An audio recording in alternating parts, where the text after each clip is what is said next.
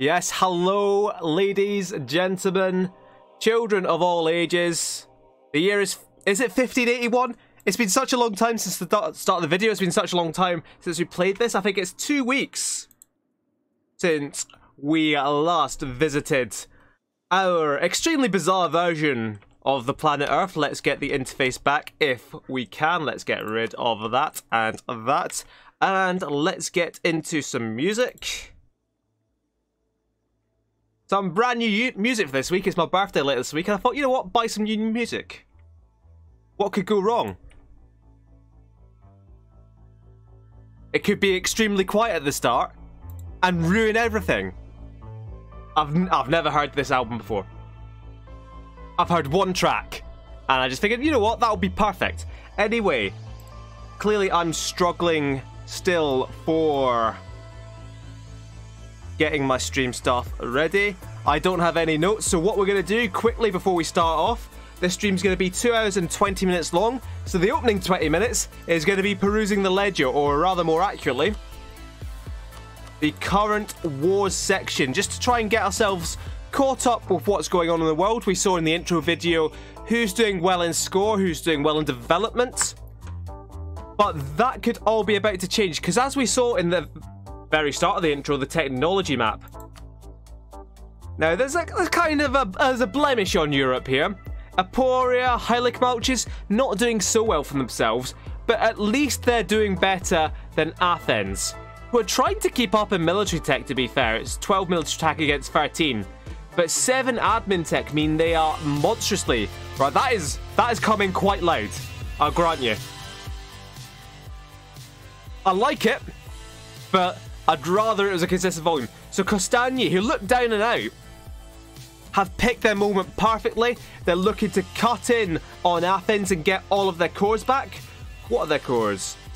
And they've got a lot of cores to get back. So Costagni back on the way up. The Jabari crusade against Majeerteen. We'll have a quick look at this, because obviously this is Jabariland picking on an AI, but what an AI. I say this is Majeerteen down here.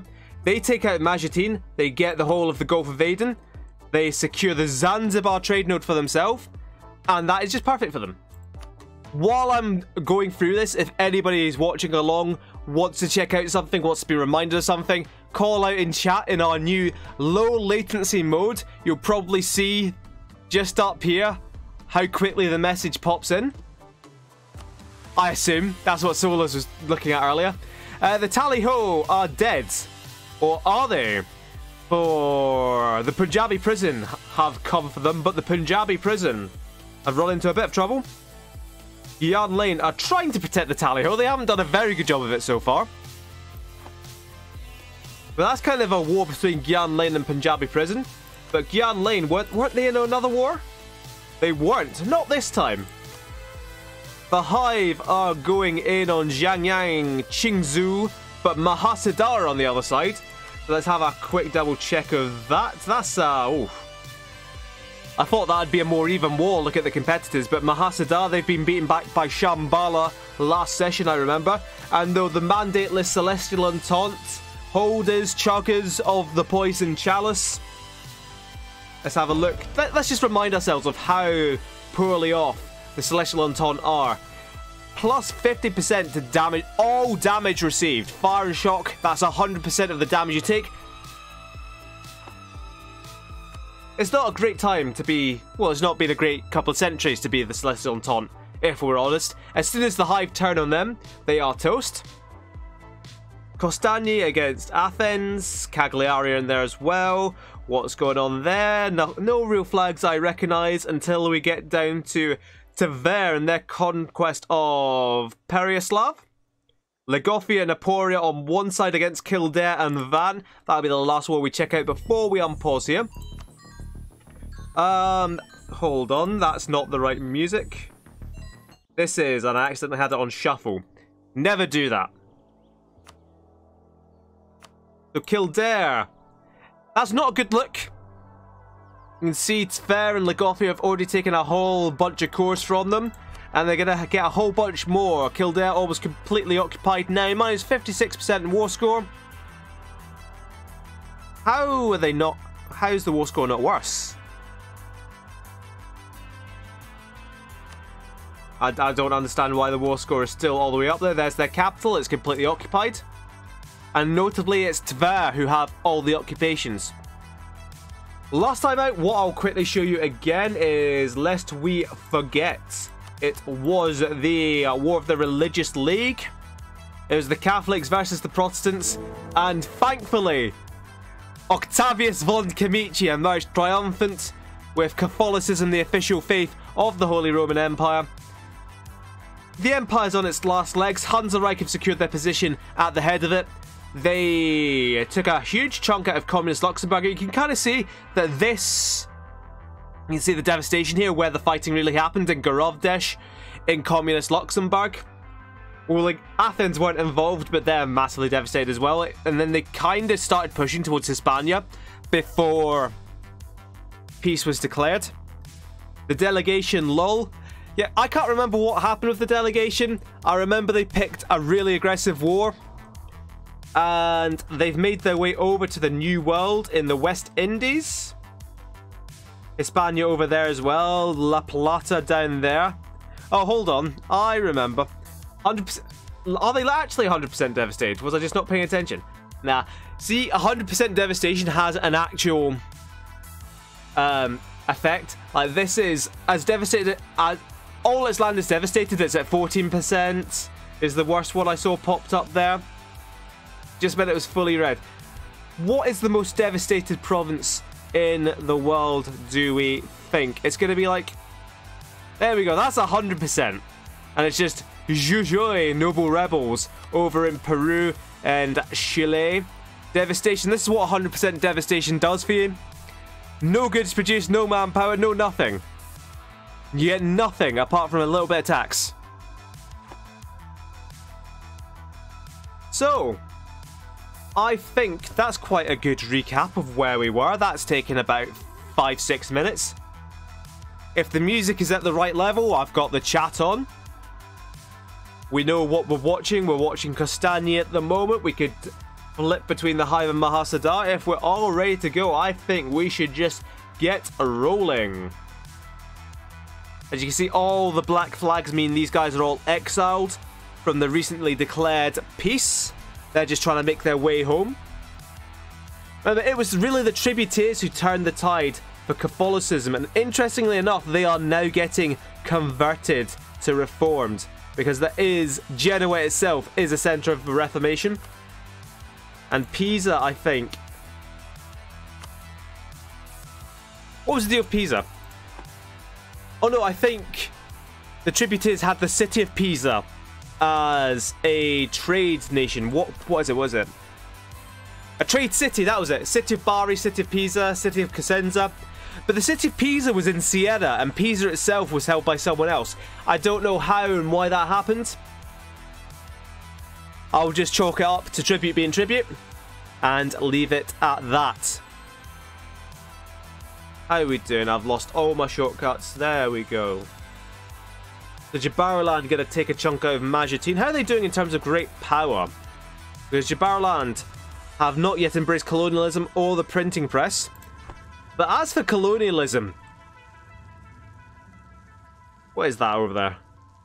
That's Skillies, but down here... We have Chogorisian. Chogorisian, Baja California, and Chogoris, Alaska. So, if it's not there already, and it is, colonialism will start spreading to Chogoris from the east once that colonial nation spawns.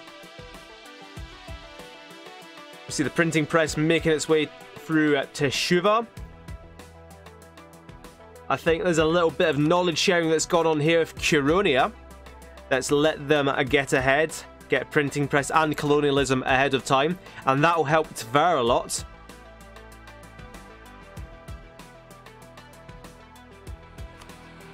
So we don't really see any way back for Kildare, I think.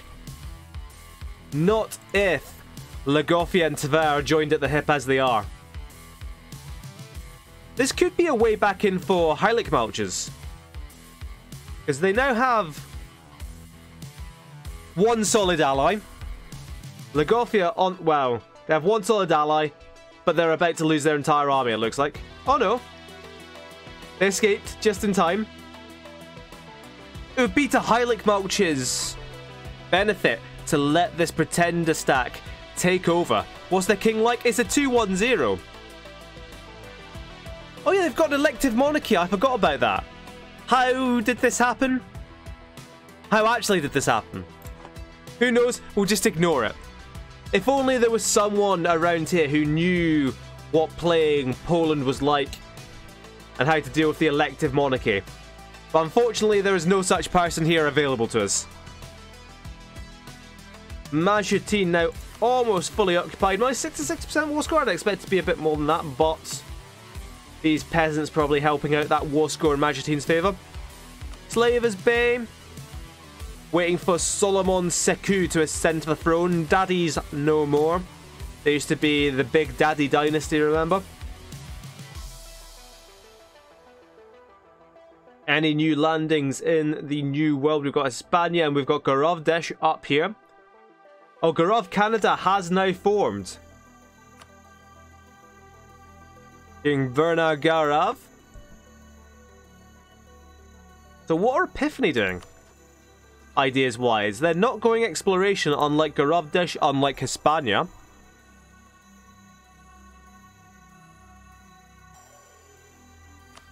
Did the Tolerant Left? Yeah, the Tolerant Left did go exploration. I wasn't just making that up. Do they have any colonies yet? We don't know. Overstickte getting paid subsidies. For any particular reason? We don't know. I mean, they're an ally of the Tolerant Left. Rostock Separatists. That's nearly bigger than the combined Hansa Reich army. Hansa Reich might be getting quite a good deal out of this Lübeck trade now. And indeed, 67% of what is going to be quite a hefty trade node. While we're here, let's keep the game rolling.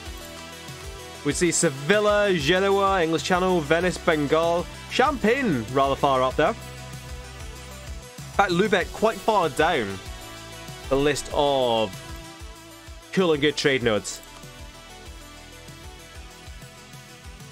Who's watching? How many viewers do we actually have? And is this the delegation going down to Protestant zealots? Because they flipped to Reformed, but they could now be flipping back to Protestant. Despite 10 views on Twitch. Wow. I think those 10 viewers need to be chatting up a storm in Discord. So that is peace for Kildare, peace for Tver, and that is a far nicer border than I would have expected. No land at all for Lagofia, but this entire stretch of land, Mogilev, Mazir, Kiev. Kiev's a very good province. Or rather, it probably isn't necessarily good developmentally. 12 development, that's alright, but it's a center trade for the Kiev node, and that feeds directly into Novgorod.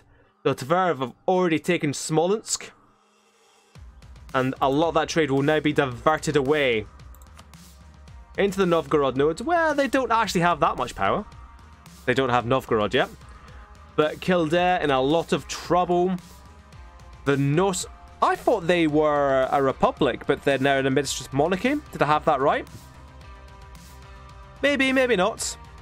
But their only alliance is with Van, and Van are down here and not particularly relevant to anything. So Kildare, not long for this world. Much unlike Denny's other country in Chagoris. Actually chatting up Lagofia as we speak. Communist Luxembourg were kind of the big losers that we've seen so far. The big losers that we've seen from the War of the Religious Leagues. In that they lost Sjælland. They lost all of Denmark, I think, pretty much. They at least lost Sjælland, and they lost Holland as well, obviously. Sjælland is a massive miss. 20 development in the center of trade for Lübeck. No, it's not a center of trade, it's just the sound toll. I wasn't aware of that, but that's still a massive amount of trade power. In fact, that's probably more trade power than a center of trade. Yeah, that's more trade power than a center of trade. So a massive loss there for Communist Luxembourg. They are, however, they have taken exploration and expansion ideas, and they landed in Guyana. And they're about to get their first colonial nation. Once these colonies all complete. So in a little while, once Caracas and Cumana are done. So that little sound was a new Holy Roman Emperor. And that is Reinhard. Tell me it's von Kamichi. Reinhard von Kamichi. At the age of 10, in 5 years, he'll be the finest Holy Roman Emperor in all the lands. Probably. So what's happened over here? Because the Punjabi prison are now out of that war. And I'm not sure if they've taken anything just now. But certainly they still have Gyan Lane's course from earlier. Although, is this war still... Right. So what's happened here is that Nadeshir are under attack. Nadeshir... I've seen better diplomatic situations. I've maybe seen worse, but none come to mind. Nadeshir piled on by their fellow Indians. And all this is simply a land grab. Who's going to get what? Who's going to get there first? Now, the diplomat in Gyan Lane does actually want quite a fair chunk. Kamanot want everything. Shambhala. Shambhala don't want anything. Why does Shambhala not want anything? In any case, they're going to be beating them up anyway. Mahasada continuing to struggle against the Hive.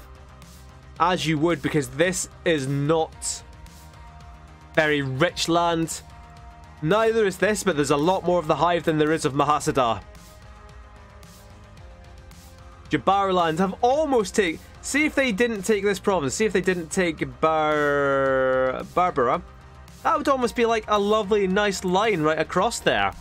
But no, the AI's ruined it.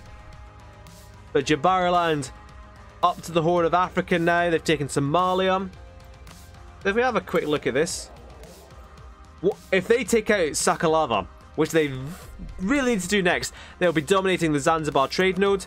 They'll have a decent proportion of the Gulf of Aden. That's going to be taking away trade that goes into Alexandria and into Europe. Take away trade from Mother Base as well. Hispania and Queen Agnes Revanche. Not up to much, but the 665 ruler has ruled for quite some time now. That's 34 years. At least she's a colonist and not a militarist, because Teshuva would be dead, Valencia would be dead. Probably Slavas being Garavdesh should be dead as well. What have they done with their colonization? They've just got really Hispanian Brazil. And they have Hispanian Canada. Oh yes, I remember.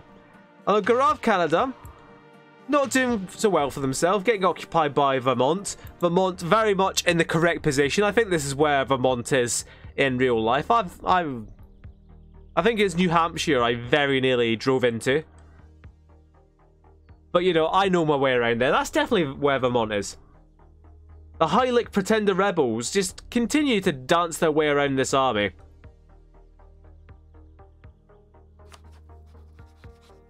So we haven't really looked at the real big plays in Central Europe, and that's the Tributaries, and that's Rhine-Neckar. Rhine-Neckar have just been utterly dominant. They had an Epiphanes as their Archbishop Elector, as their headmaster of the University of Heidelberg, where they make their capital. And they just expanded at a rate of knots. They've chewed up every single minor country around them, took huge chunks out of Artolia. Artolia, not in great shape. They have one ally in Heilig Malchus who can't even protect themselves. They are protected at the moment. They're guaranteed by Yarnum. Yarnum, a substantial force by themselves, but their allies are Castagny, they're Curonia, Steiermark, Luxembourg. Not great allies. How have Castagny managed to be How did they lose a fort to Athens? I assume the Cagliari army had something to do with that, because Athens certainly... Well, they do have an army. It's just cowering in southern Greece and Morea. So the one thing that could really go wrong for Castania is someone else interfering. That someone could be Aydin. That's someone... Well, they're allied with Yarnum, of course, so Apulia aren't likely to get in on this. Unless they could bring in Tver, Hansa-Reich, Rhine... that is actually... I'm very impressed by that list of allies. Because that is the heaviest hitter in Eastern Europe, the heaviest hitter in Germany, and the Holy Roman Emperor. That's pretty good going.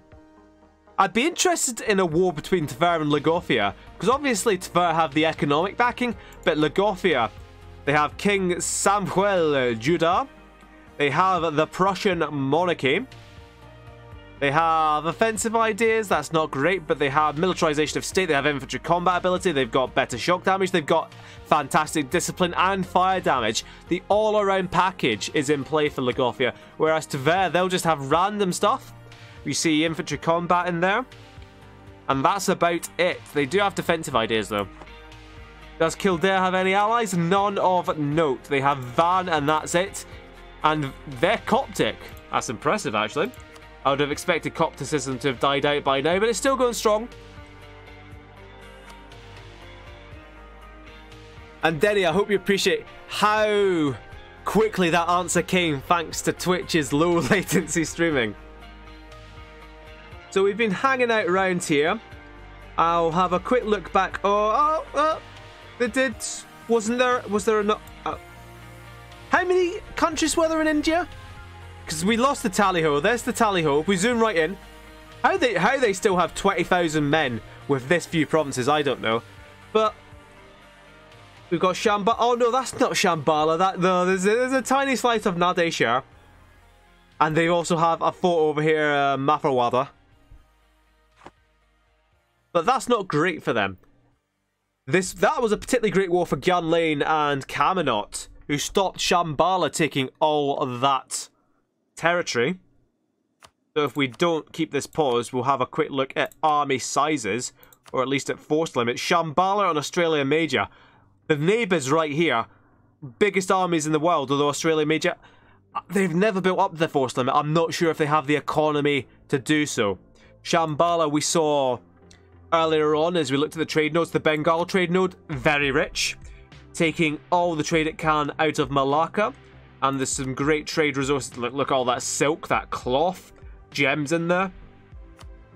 Whereas Australia Major, their trade node, which they nevertheless dominate, it can only drain out to Malacca, and the resources are pretty similar, but I think there's a bit more grain. Well, grain pretty similar. Pretty similar resource makeups. But Shambhala will be dominating on trade. Achaemenia, we very rarely check in with, kind of the middle countries who don't seem to get out too much. Achaemenia have a very solid base for themselves. Who are they likely to target next? Basra, Ganja, Sharazor? They could go for Monorohan again. Who are their allies, Monorohan? Mother base Gyanlane, Weabalumbia. How is Weabalumbia doing? Because as we saw before, and as I'll quickly pause and show you, we'll jump in here as Weabalumbia.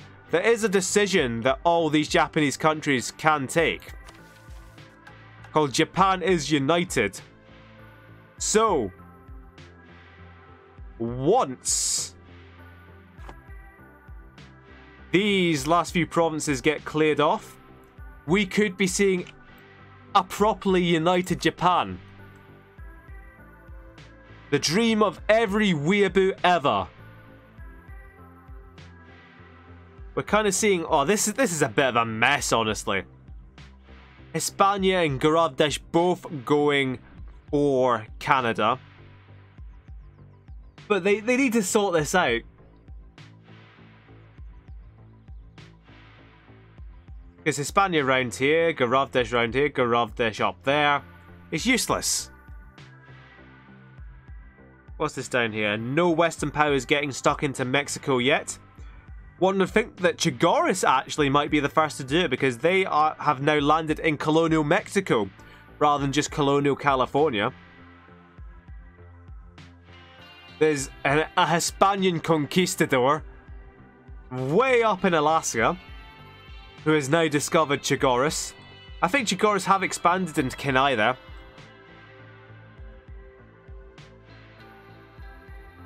What the conditions suggest is that there can't be any daimyos on the island.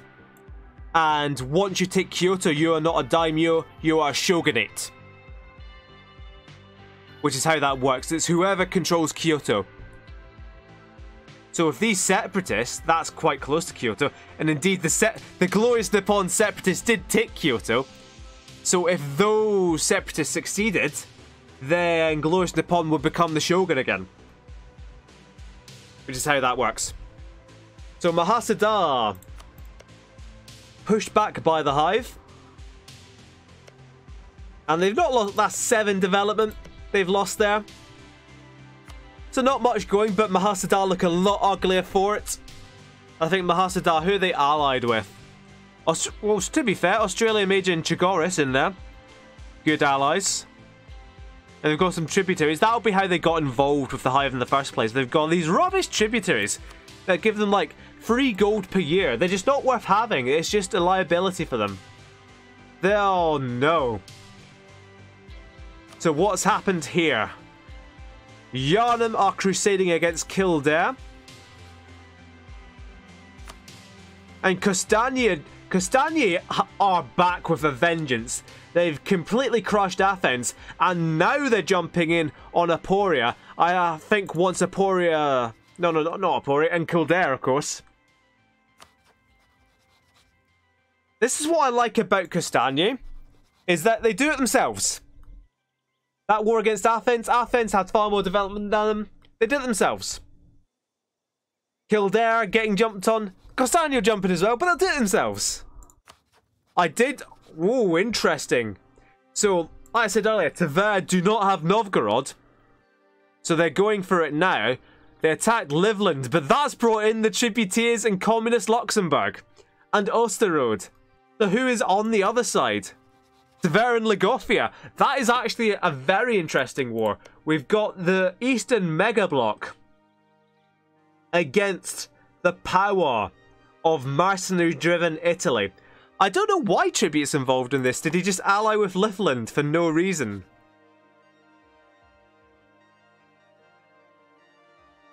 Romagna, Salerno, Navarra, Parma, Rhine-Neckar, all vassals. We can't tell who the truces are with because there's so many truces. But no, Aporia aren't at war. That I misspoke there. I saw this province occupied, and I assumed it was Aporia. But no, it's Kildare, and Kildare are on their way out. Aporia might have been at war. I can... Osterode, Salerno, Brittany.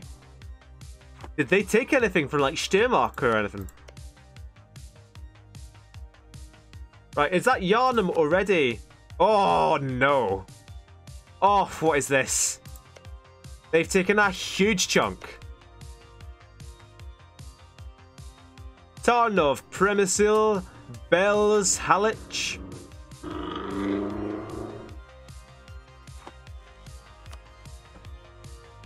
So that is a big old threat to Heilig Mulches now just being completely ensconced in Yharnam. But this leaves Castagni to go for some incredibly ugly borders. What do Castagni actually want? I mean, if they only took Bender, that would be, like, alright. But there's a fort right here. It's a grassland fort, but a fort nonetheless. They should probably take it. Right, so Tver here. They're going for Novgorod. They have it occupied. But do the tributaries have a huge wrecking ball of an army anywhere? Like, whoa, Lagofia. They're focusing down Communist Luxembourg, which is smart. They knocked Communist Luxembourg out of the war. maybe take a few provinces, but that's a whole lot less of an army to actually have to deal with. I think Tver are a huge threat. There's the Tributary Wrecking Ball. I still can't see it. There we go. Here's the Tributary Wrecking Ball coming right up behind to defend Communist Luxembourg.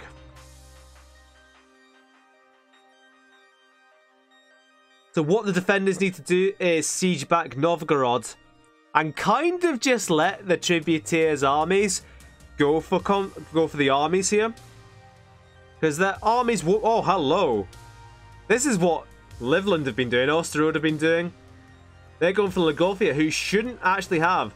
Yeah, their fort... They should have built some forts by now, honestly. I think this is a weakness of the AI, that they just tend to just keep what forts they start with. But Lagofia could go down quickly, especially without any armies here to defend. And Lagofia could actually be the first one knocked out.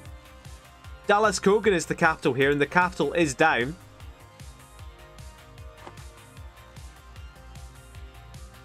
So it could be a race to see who gets knocked out first.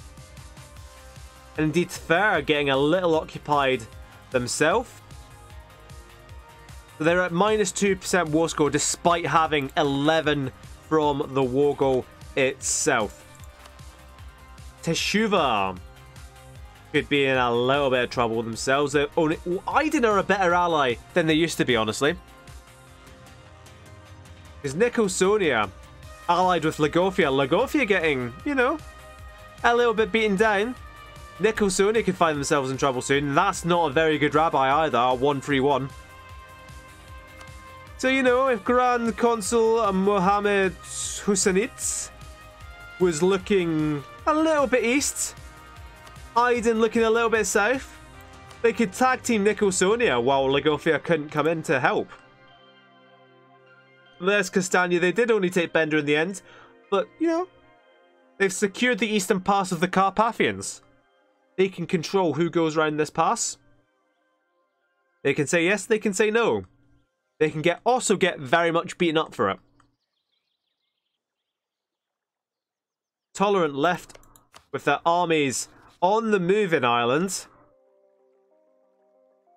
They won't have a truce with the New Era Empire because they were on the same side in that war. I think they were both on the Catholic side, despite being, you know, Sunni a bit in there.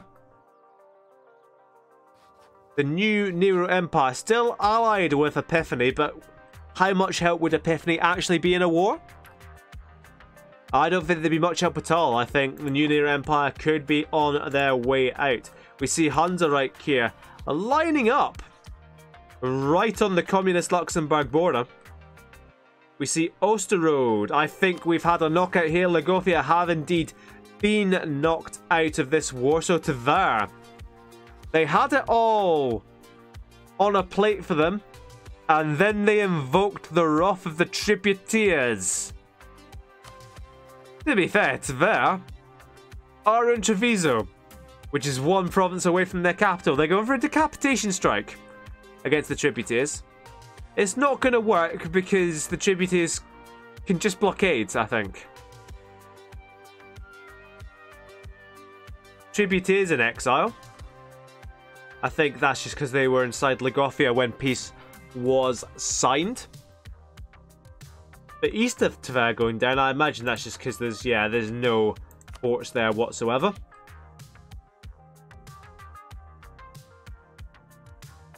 Separatists, West Berar, Theravada Zealots.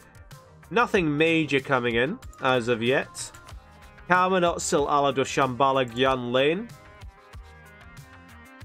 Shambhala instead of the Punjabi prison. Gyan Lane have a very dodgy set of allies there.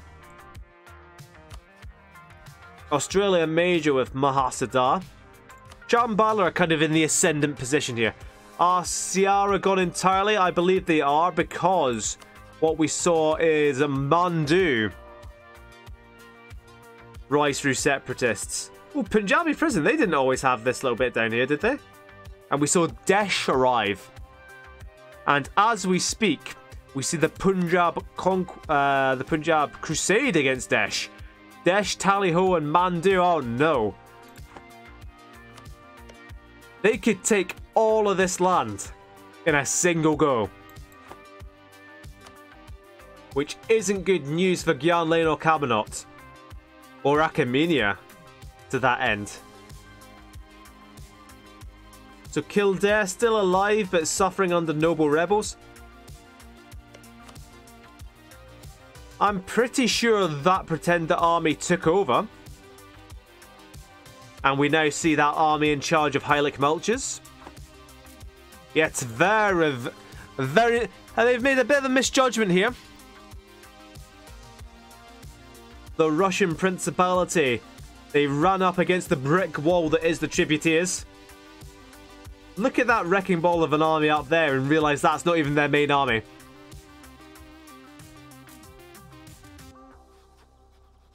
But Tver did actually knock Communist Luxembourg out the war.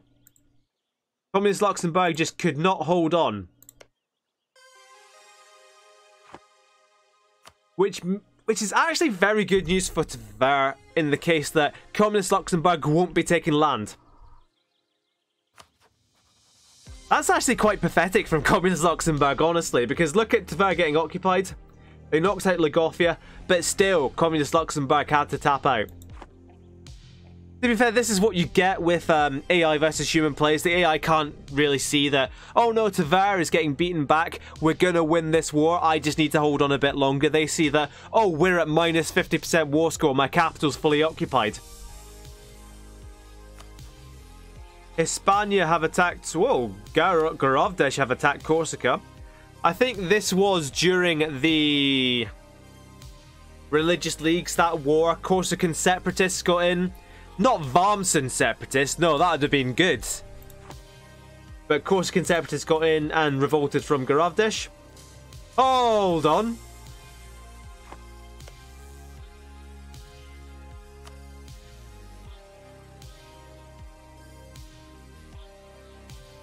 The Batnakia. Back on the map. Or are they? They must have got knocked off the map when I did my video. They were dead. But now they're back. Or maybe they were never truly gone. They were never truly gone from our hearts, at the very least. Jabaraland up to much just now. Nope, same with Slavers Bay. Unfortunately, Maharaja Solomon Seku. A mere diplomat. And not a conqueror. Jabaraland... Likewise, they want to take on Mother Base because they're the rival. They're a rival. But they don't want Sakalava. Unfortunate. Oh, separatists. Peasants. More separatists. Whoa, let us quickly jump in and see what has happened to the Hive. Is this the only way we can tell what's happened to the Hive? We have rebels that are close to enforcing the demand. We're in internal conflicts. We're at -3 stability. We've got Chagoris, Nakchan, Ilhurin, peasants, Sedan.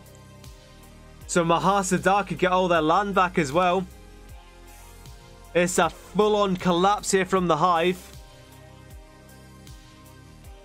Tally-ho are not dead yet, but they could well be on their way. Oh, Weir Columbia, what are they doing? What's going on here? Let's have a quick look in. Oh, what are they doing? What are they doing? Weir Columbia have attacked the Celestial Entente for the mandate of heaven, for the most poisoned of chalices. Could someone tell me, like genuinely, what the mechanics are? If Weir Columbia take the mandate of heaven, does it only matter that their capital is Kyoto? And that they won't suffer the mandate penalty for that? Or does it matter that they'll have a little bit of land beside the Celestial Entente? Because that could be amazing. Onju is typing. I hope this comes out in Weir Columbia's favour. Who's even in this war? I'm just so excited that I didn't even bother. So the Hive were the Celestial Entente's main ally. Once the Hive went down the Celestial Entente, their soft underbelly was revealed. And the Peyote Khanates... No, right, the Celestial Entente have attacked the Peyote Khanate. They're going to win that war. God, I hope Way of Columbia forms Japan and becomes Emperor China.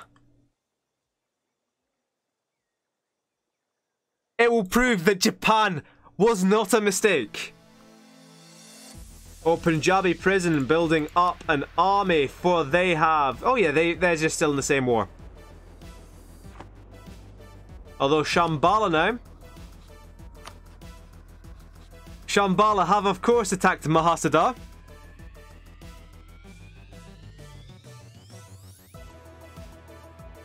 That's not good news for Way of Columbia then.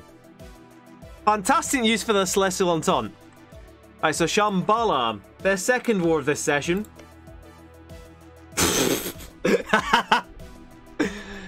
You've got to appreciate Shambhala, they do really go for it, to be fair. Mahasada are not in great shape. Australia Major. If they can quickly knock out Australia Major, because Australia Major don't have that big an army. I mean, I do say this as they have 70k right here, but Shambhala should have more. If they quickly knock out... Yeah, they'll have to knock out Australia Major. They have Camelot on the other side. And Camelot should have a fairly hefty army by now. Offensive ideas... Oh yeah, Camelot have the stupid ideas, don't they? They'll still have reasonable... No, no. Camelot, not great allies, really. But it's all kicking off in East Asia. We'll have a quick glance back and forth as we see Kildare. Heilig Malches, like I said, this could be very good news for Heilig Malches. The complete capitulation of Kildare, and so it proves. Heilig Malches, is this a reconquest? It's just a straight up conquest. So they are looking to take back all their claims. And maybe they want more. They want all of Kildare. So this could put Heilig Malches back on the map. Oh goodness, let's pause because it looks like I've zoomed in here. And there's a lot of exiled armies. We see a fight down here. What have the Tolerant left done now? They're defending against Epiphany. What have Epiphany done now? So they're against the Tolerant left over Sticht and Valencia. They've brought in Epiphany, Luxembourg, the New Nero Empire. But we've seen this before. And the New Nero Empire might be the ones to suffer for it. Because Epiphany probably aren't going to be able to land at Devon.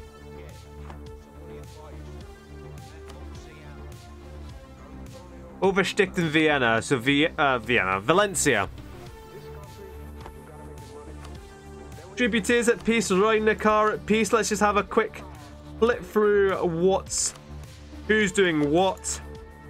We'll come back in a sec to see how Heilig Malches get on. We kind of need to watch and see if there is a successful amphibious landing. I suspect the Tolerant left under Sheikh Nehemiah Stratford, which is probably the best name we've had so far. I suspect they're gonna be more likely to land in Normandy rather than the other way around, but we're gonna keep watch over here because there is just so much stuff going on in this picture alone. We've got Punjabi prison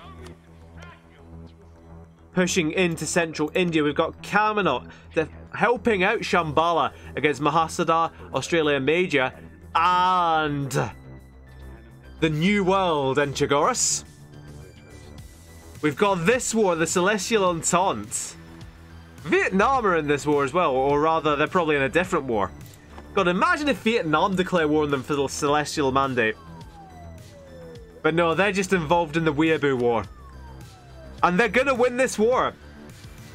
Way of Columbia can take whatever they want, and I very much hope they don't take the mandate, but that's gonna be what happens. What does purple mean? It means royal marriage, but nothing above a royal marriage. So the Hive, they're going to start capitulating to these rebels at any time soon. So these are Chagoris separatists. They'll get back a little bit. Chagoris only have the one core, but they'll be getting that back. So we see Shambhala. They are managing to push back here. We see occupations on both Mahasada and Australia Major. And indeed, they've taken the Australia Major capital. And their armies are staying quite centralized. So this is kind of the advantage you have as Shambhala. In fact, since we've already started jumping into people, we'll quickly jump into Shambhala partway through this war that they're winning. You can actually see that it's a fairly even war. More infantry on the side of the attackers, but far more, well, not far more, but more artillery to kind of make up for it on the other side. But you can see there that Kalmanot won against the odds against Australia Major. And again, Shambhala against Australia Major. Australia Major's troops kind of just falling apart. Paper-like. What ideas do they have? They have quantity ideas. They have more troops. But they have literally no ideas that help them out in terms of actual troop quality. And that's why they're folding against better trained troops. Celestial peasants, that's not going to help. So what are Weber-Lumbia going to want to do? Keep looking out down here for... Does the mandate jump back up to 50 if someone new takes it? It may well. We have Mandwan separatists inside Punjab.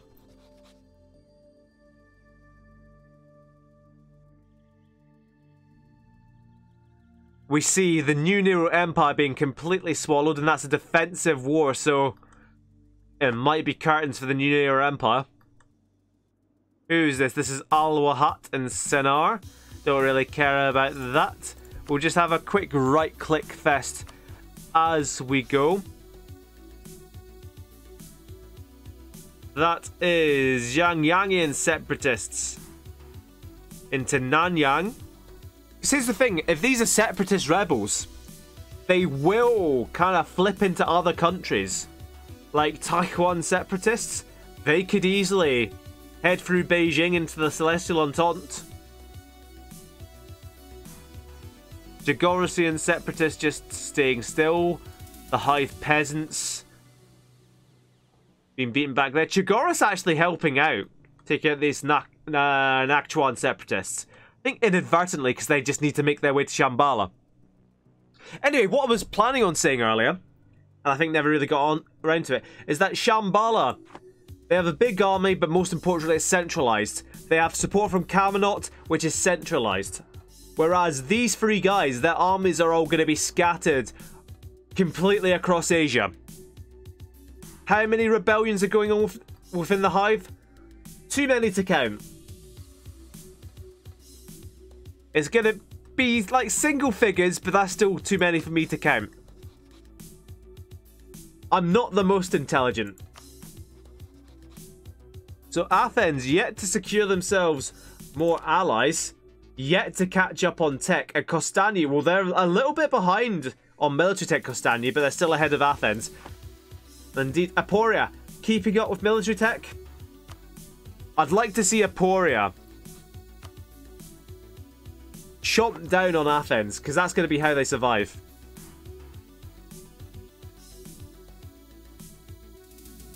I am scared for the Weeaboos, though, because they were doing so well. They're just like 2 wars away from uniting Japan, but they're going big. Now, I kind of like that. In fact, where are the Weeaboo armies? Because here's the Weeaboo armies that I see. But it looks mostly to be the Vietnam army that's actually sieging stuff down. If the Weeaboo army, if Weber-Lumbia actually manages to take the mandate of heaven without even sending their armies to China, that would be impressive. You can kind of see Shambhala. Well, they're not even focusing down on Australia Major, because here's a massive Shambhala army over here on the border of Mahasada. So, like, less than half their army is enough to subjugate Australia Major, who are focused on well, you've got even just 5,000 Kalmanot troops here, just taking all of Malacca. Have they gotten rid of the forts over here? Are there no forts? There's no forts. Why are there no forts? So you can just walk all the way down the Malayan Peninsula and take all this relatively high development land. Like, build a fort somewhere, come on. What armies do the Hive even really have left? They've got 18k up here. They don't really need to stop the peasants, they need to stop the separatists, because obviously the separatists will end up... A successful separatist rebellion will end up with them losing land, as opposed to the peasant rebellion, which will end up with what, more autonomy, less stability. So, is this war already over? Nope, it's just the New Nero Empire have been knocked out, and they've lost Ayrshire and Lothian. They've also lost the Inner Hebrides. Did they lose anything in Ireland? Nope. Yeah, the new Nero Empire pretty much done. Yes, that's what I wanted to see. Finally, some sense. So what they've done is they've not taken more land, but the Torrent left have annulled that alliance with Epiphany, and the New Nero Empire just sitting ducks now. They've taken exploration ideas, too little too late, in all honesty. They might be able to escape to the New World, but they won't last. So Epiphany have gotten someone killed.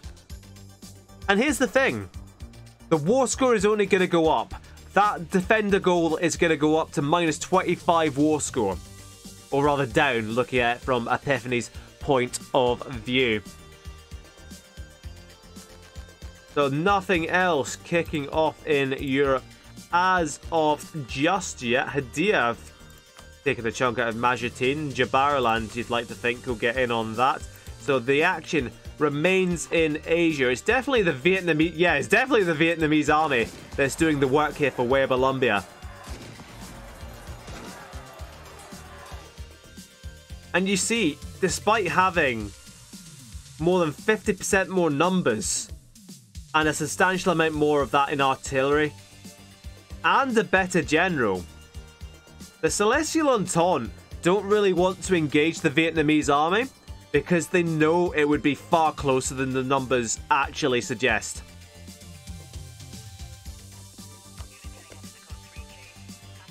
So Chigoris are fairly safe in this war.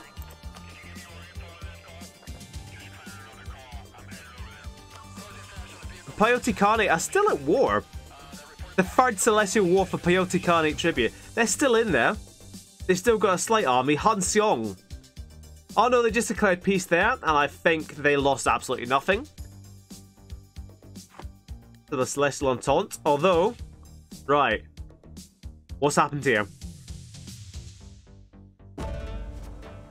What has happened here?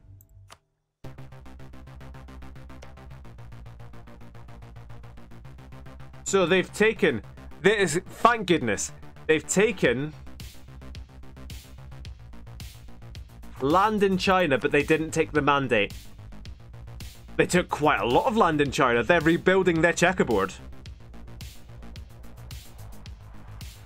We're Columbia, the actual most intelligent AI nation we've ever seen.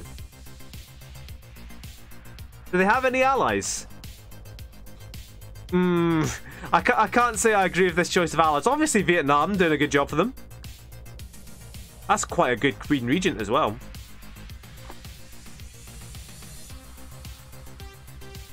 Shambhala, are they getting beaten back? Have Australia Major... No, Australia Major have just been knocked out. Oh, they've lost Ayutthaya.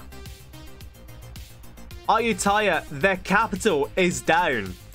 They've been split in twain, and Ayutthaya is an amazing province. Let me show you this. 27 development, farmland, center trade, ivory. And it's gone. Australia Major, that's a killer blow. Shambhala, the dominant power now. And they weren't even the target of this war. Now they can march their whole army into Tibet, into southwestern China, and take it all. There's no resistance. That's horrendous news for Gyanlin, who are guaranteeing the independence of Nadesia. Gyanlin will be next on the chopping block. Massive amount of tally-ho separatists we could see here. Oh, Punjabi prison have actually been called into war, into Achaemenia's war against Ganja and Mother Base. So this separatist army could actually do some work in the absence of the home Punjabi prison. So Achaemenia should easily win this war. They could probably win this war without Punjabi prison's assistance. Look at all these yellows. This is all countries they've warned as well.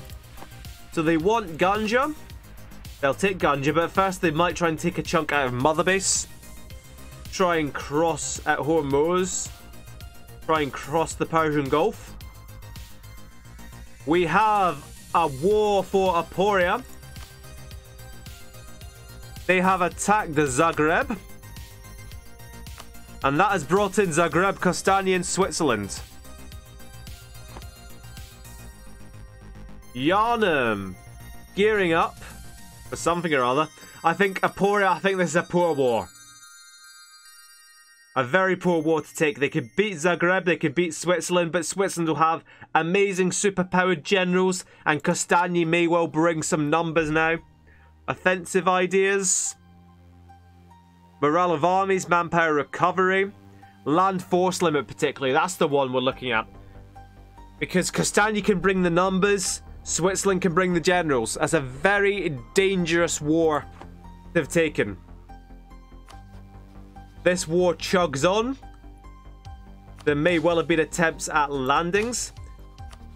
We have our first incursions into the Aztec lands as Hispania try and take on a name I'm not going to try to pronounce. Hispania have landed in Florida. Florid. Delegation are getting stomped down by some Incans. What I like to see.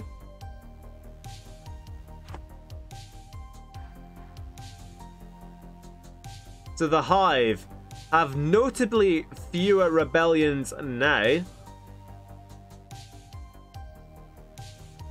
But what did they lose for it? They've lost these cores around here. They've lost to the separatists down here.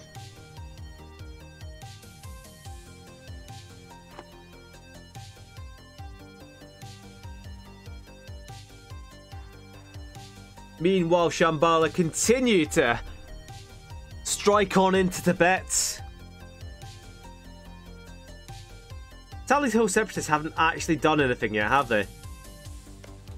To be fair, they're about to knock down this fort, which will be useful. That's a really good general as well. 6432 for the tally ho.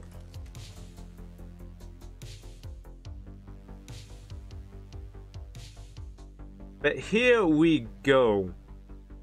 What's the worst case scenario here for Aporia?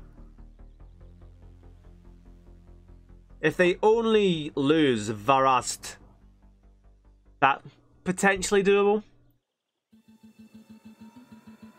But you've got to assume that Aporia will want, that Kostani will want their chunk of Aporia. How's the fort situation? Hill forts, mountain forts. I feel like we've been in this situation before. So what Aporia need to do is kind of... Do they have an army? Yep, there's the army. Sieging back... Is that Vienna? Yeah, that's Vienna. Sieging back Vienna. Did they always have Vienna? Am I just an idiot who can't remember anything? No, they've always had Vienna. Right, they're just sieging Vienna back. It wouldn't be a session of the AI game without Vienna falling. No matter which Geist it was in. Kazimov. What's going on down here? So this, you might not think this is an especially relevant war, but as soon as Tver and Chigoris border each other, I think we'll see that front kick off. So Tver, you can see that they got beaten back in their attempt to take Novgorod. Because remember, Novgorod was surrounded by all these provinces, but they've lost Neva, Kolm, Ladoga, and Kolm, Neva, St. Petersburg in particular, as the Neva estuary. Distributor is paying their armies. They could probably afford to pay their armies at all times, but do they have any plans? So very much what I would like to know. Interesting that Garavdesh are allied with Brittany when Epiphany so dearly want it. We see the superior navy here for the tolerant left as well, with all these blockades. Anyway, back over here, Mahasada going down. A quick check over here, because what we want to see, or rather what I would like to see, ooh, gold. I would like to see gold, but what I would like to see is they need to concentrate on either Alaska or Mexico or California to make sure a colonial nation spawns and they actually get the colonialism institution. Well, that's not what I wanted. There we go. It wasn't the correct book that I clicked on. Although colonialism is spreading very fast throughout Chigoris, so there's no real need for it there. And we've got printing press in Solikamsk. A little bit of knowledge sharing. We'll bring that on to Chigoris quite quickly as well. Indeed, in Multan, the capital of Punjabi prison, will we see some knowledge sharing in here? Who knows? I assume that's what it is, but I don't know what to look for.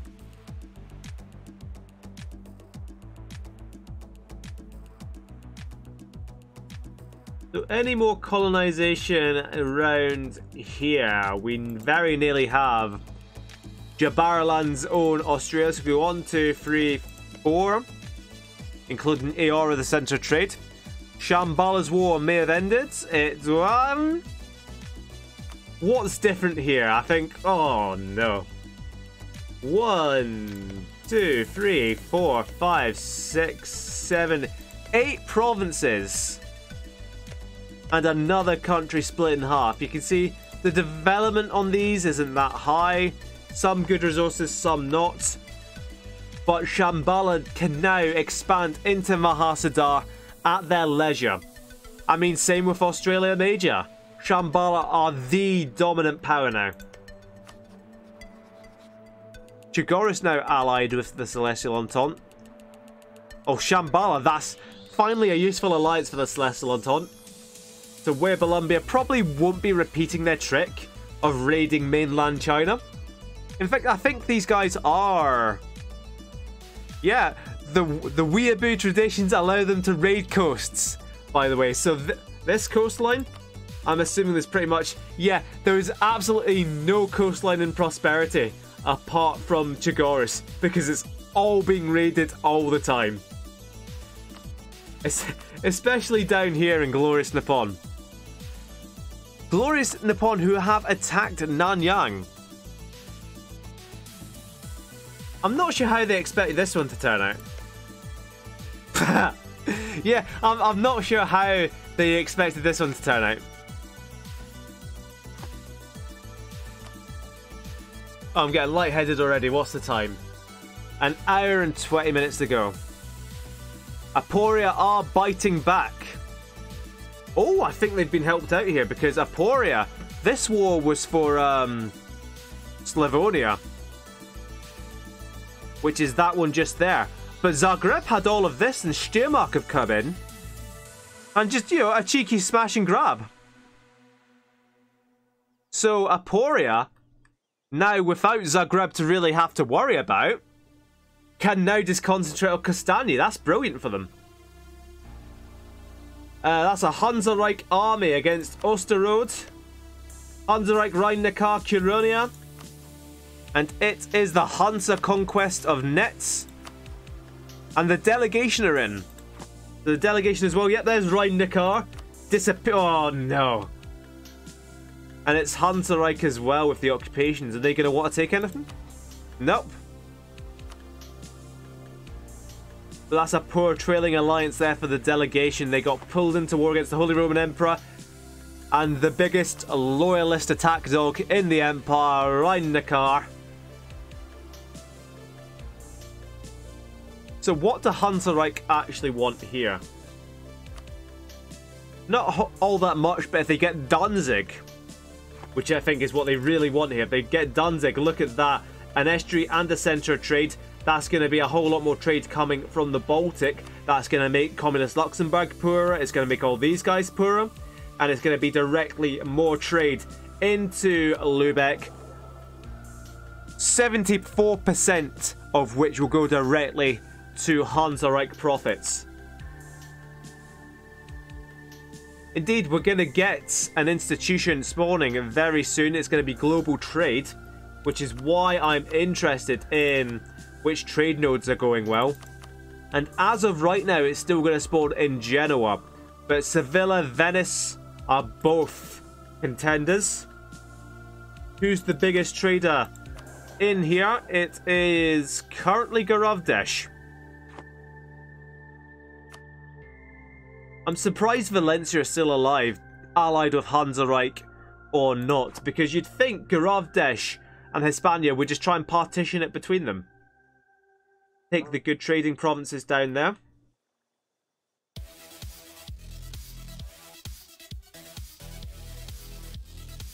Strobing is separatist. Interesting. This war continues on. So we'll have a quick look down here. Have the separatists done much? The separatists are still going. What are the cores of the Tally-Ho? They still exist. And the separatists could be doing work there. The interesting thing would be if there's another fort for them to take. There isn't. So what they need to do is take all this land and hope it takes so long for the Punjabi prison to actually get towards Baglana and take that fort that the fort starts flipping. Is the only way I think we can really tell how close it is to flipping is going into it as Punjabi prison, which I don't really want to do. We see Ganja completely occupied for Achaemenia. And we see Mother Base still hanging on. Achaemenia, I imagine, might want to hang on until they can take the Gulf Coast. It's the oil they want. Or rather, it's the fish and coffee. Oh, gems, actually. Gems are a good one. A lot of gems down the Gulf Coast.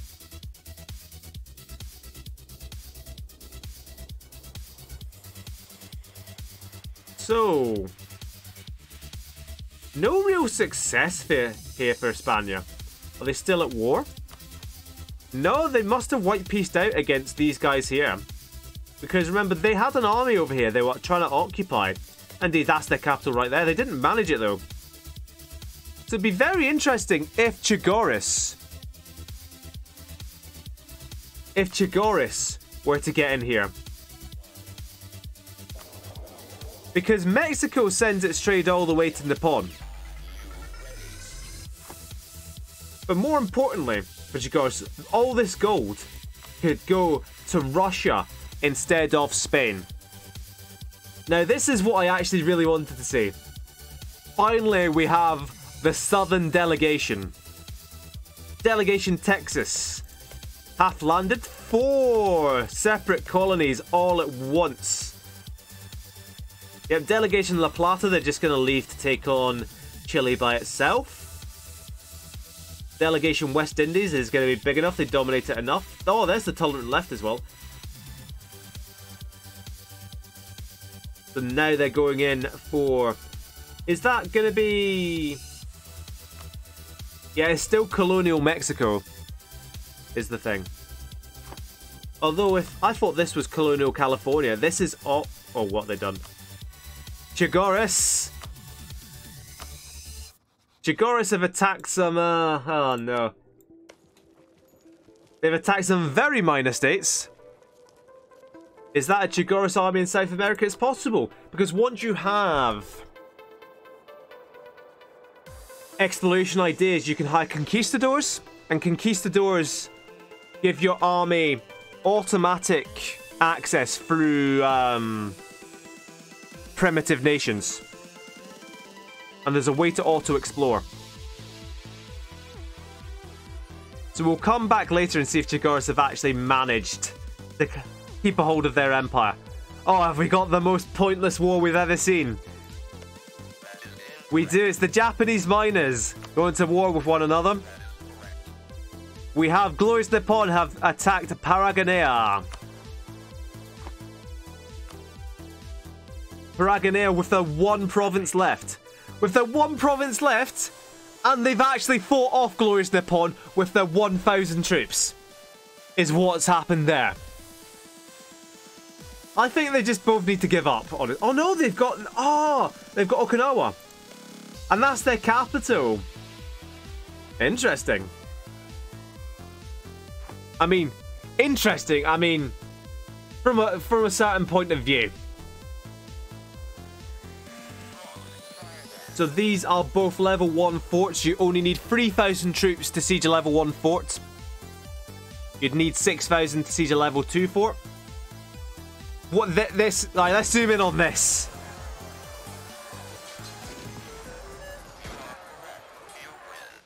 Oh, he's got it. Nippon. They've only got one boat.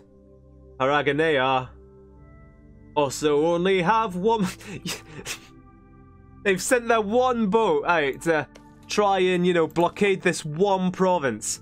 But they can only blockade 21% of it. And they need to use that one boat to shift these guys over to this island to then attack into Tosa. 2 boats. They've got 2 boats. Nippon. They've only got 2 boats.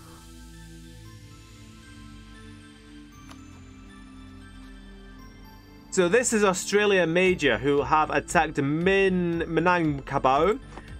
It's just the next state down in Malaya. What do they actually want? They have a claim on Johor, which is alright. But there's a lot of good provinces to take, and that's what they have in their sights. What religion are they? Oh, they're Theravada. How are they Theravada? How on actual earth are they Theravada?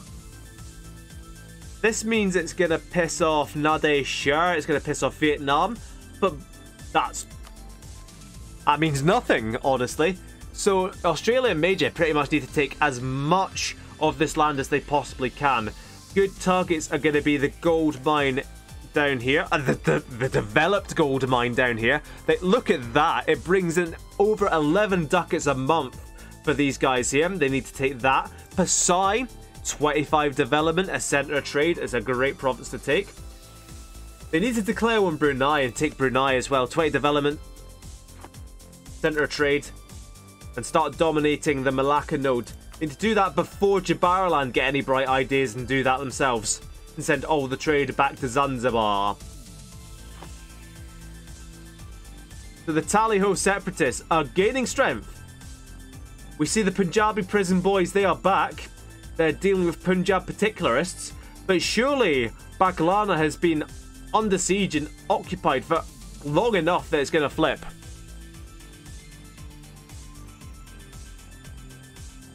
So what's going on up here? Akamenia did take the Gulf Coast. They now have a foothold. And they have Muscat as well, a great province, 11 development, gems, coastal centre of trade. They're going to really dominate the Hormuz trade. And that is what they can send to Basra, what they can send into Persia. And Persia is a great node as well. And they, of course, took exactly what they wanted from Ganja. So you see Punjabi prison carpet sieging the separatist occupations back, but they still need the fort.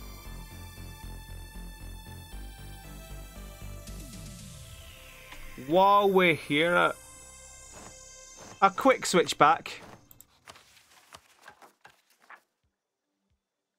So Baglana was the one. 26 months away.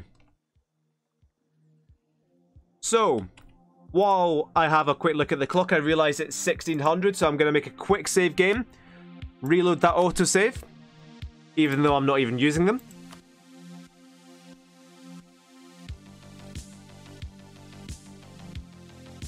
And while we're taking this quick break, any questions that you want me to have a quick look at while we're paused? Any stats you want to see? We'll have a quick look at where global trade may or may not have spawned. I'd assume in, not Provence. Is it Dijon or Lyon, the trade province? Right, we're going all the way down here to find the format I want.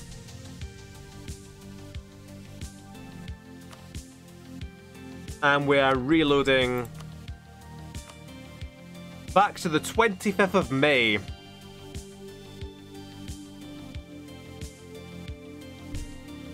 25th of May, a great day. 23rd of May, Tribute's birthday. 24th of May, my birthday. 25th of May, God's rested. There's the 25th of May. Global trade yet to spawn. Otherwise, we'd certainly see it round here. And everything would be looking a little bit less green. So if nothing else to look at just now, we'll keep on keeping on. You have to feel that quantity ideas were a massive mistake for Australia Major.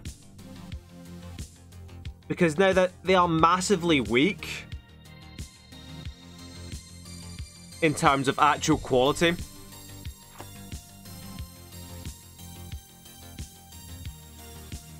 They should be able to siege back a level 2 fort within 2 years, so the dream is dead for now. So the Hive still really struggling here. Chigoris do have an army across, and they're even... Right, they are going to get Colonial Alaska. It's good to see.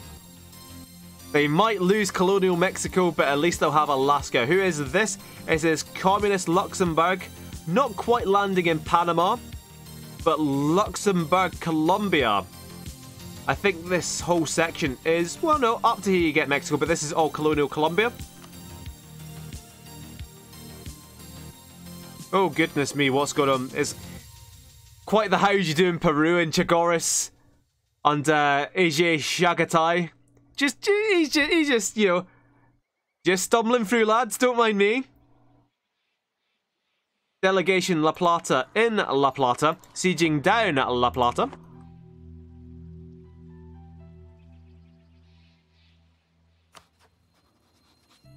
Oh, we have a militarist in charge of Jabariland.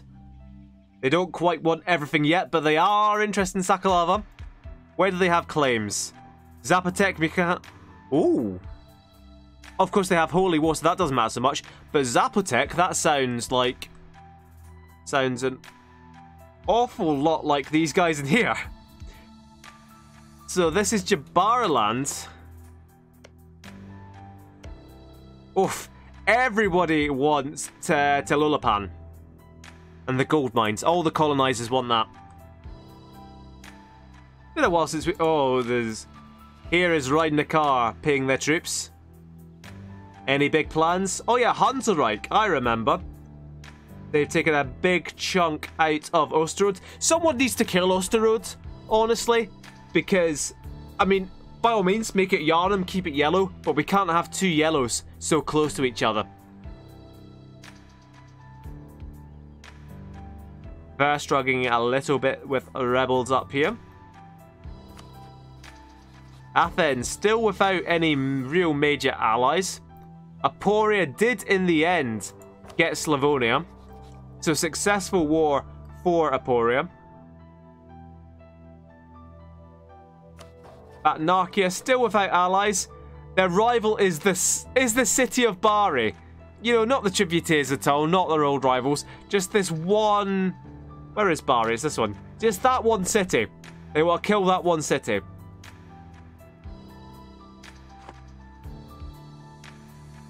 Ooh. Nicosonia going in on Al-Wash. I mean, take your opportunities where they come. Berjlan Sharazor. Mostly not in. And mostly irrelevant in any case. So Nicosonia, like I said, in a very precarious position. Especially when Lagofia were getting beaten down earlier. If I was Teshuvah, I think that was Teshuvah's golden moment. They should have just seen, you know what? Lagofia probably aren't coming in. Aydin, let's go split Nicosonia. And as it is, Nicosonia back to expanding now.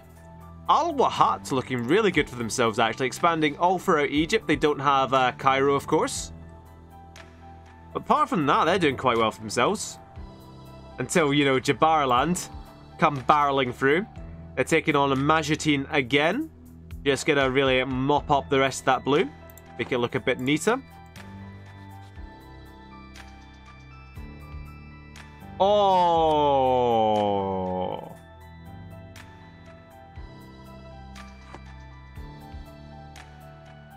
I think the sudden but inevitable... Oh, no. The sudden but inevitable betrayal. No, they've attacked! On succession... Oh, no. Oh, no.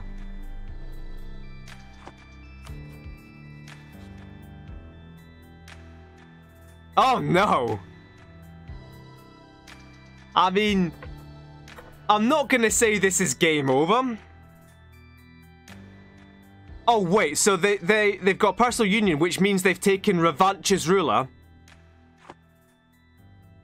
So, Queen Agnes is dead. Long live the militarist 645 King Henrik Revanche. It's like, duh, lads, calm down, don't worry. Agnes is dead, the 665 is dead. You know what? It's not going to be that bad next time. It's, you know, the stats won't be as good, let's just say. Garavdesh, how have you allowed this to happen? So Epiphany have made the choice to go after Garavdesh, and it's... I think it's genuinely somewhat academic from here. Because look at this Garavdesh. They don't even have Liberty Desire. They don't even want to escape. This is game over.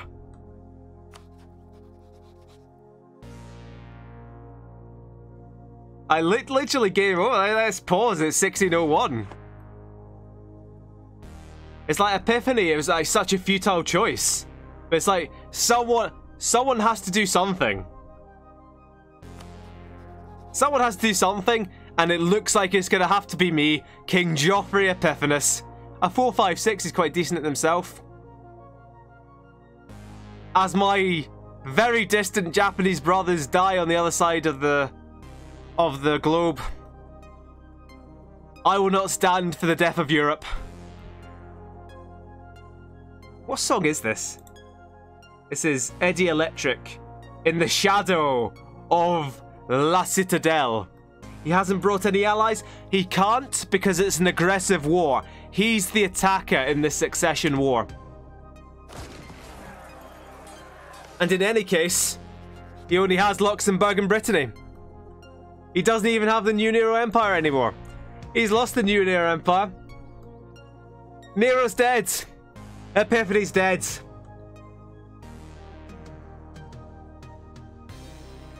Oh, yeah, I was about to say, this is amazing for the delegation. Although that said... I tune in, says Nero. And immediately, Nero's dead. It's true. I mean, you were dead anyway, Nero. For those of you just tuning in, Epiphany declared another war against the tolerant left. And for that, the New Nero Empire lost Lothian, their capital, and Ayrshire, their two biggest provinces, and the Inner Hebrides. Why is the game over? Because have a look at this. Have a bag on this. This is a war that even on the surface looks like it's a game ender. Hispania and Garavdesh going in on Epiphany. But then we show you why this war is happening. It's because it's the Garavdesh succession war, and they are now in a union under Hispania. Who can save us now? It's only really the Tributeers. Our last great hope. The Tributeers.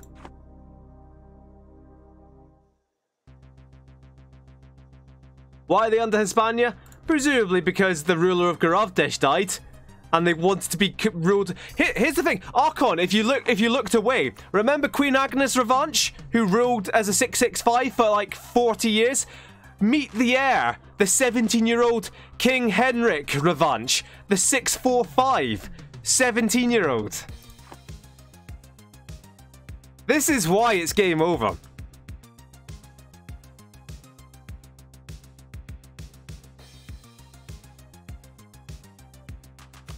Here's the thing.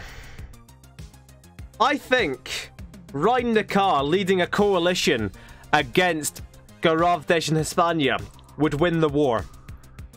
Because look at who Rhein Neckar brings in. They bring in the Tributeers. They bring in Hansareich. They bring in Apulia. And that's quite hefty. I mean, I don't really want to look away, but there could be other stuff going on. India at peace. Most people at peace. Delegation in Texas. But I mean, there isn't going to be much of a war to watch here. I mean, Garavdesh, now not allied with Epiphany, it's just going to be, they're going to take all the land. I mean, here's what you see as well. Hispania are going to take land from Epiphany as well. That's going to be the real killer. Because what are the chances of Garavdesh actually escaping this union before the end of the game? I don't see it. I don't see it myself. You know it's bad when even the delegation is clowning on your army.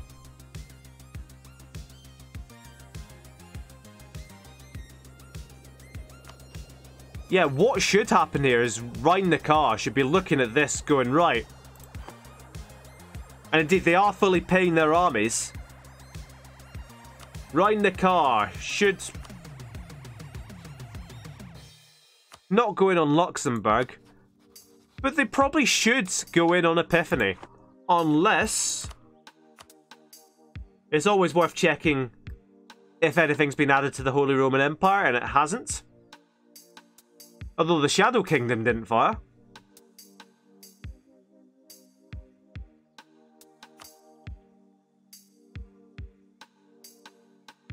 But yeah, this is the end times.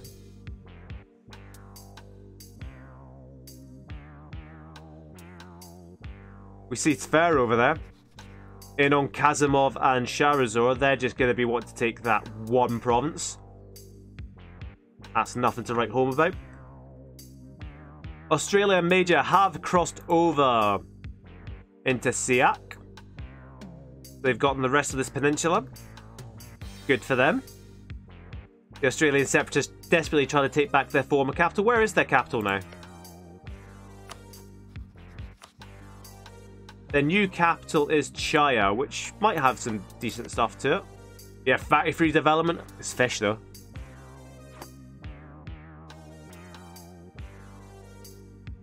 I mean, to add insult to injury... Well, to add insult to injury, global trade still hasn't spawned. That is really insulting.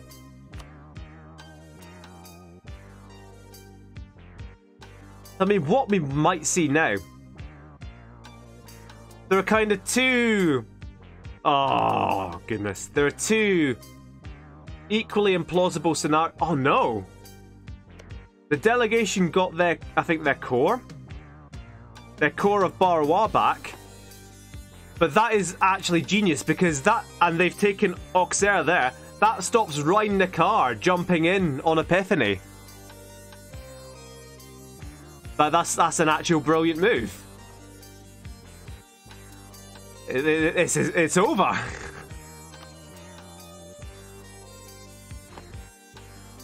Epiphany, you were supposed to save us. Look at this. Look at this. Jabaraland, how are they getting on? Still struggling with that war down there. Is that a 3-star admiral? I'm just curious, I've not seen a 3-star admiral. Well, I've 5-3-3. I mean, I presumably have at some point. But, you know, I don't remember seeing one. Who are Hispania even allied with? Alright, at least Roderick Revanche is going to break the chain of utterly amazing rulers. Unless he dies before Henrik Revanche, which is actually very possible because he's still 18.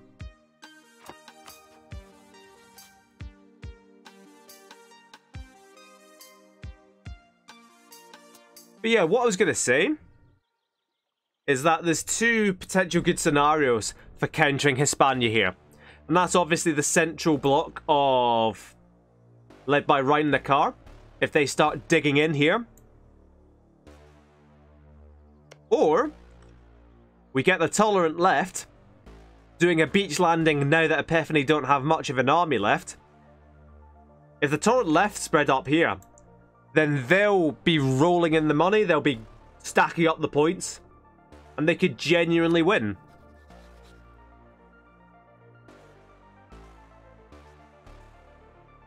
Right, way up Colombia, they have quite a few troops over there. They're not doing anything yet, but I'm noting some truces are about to run out. Maybe they're just trying to deal with these separatists, I don't know. The Hive still massively struggling. We could see a complete collapse from them before the session's even out.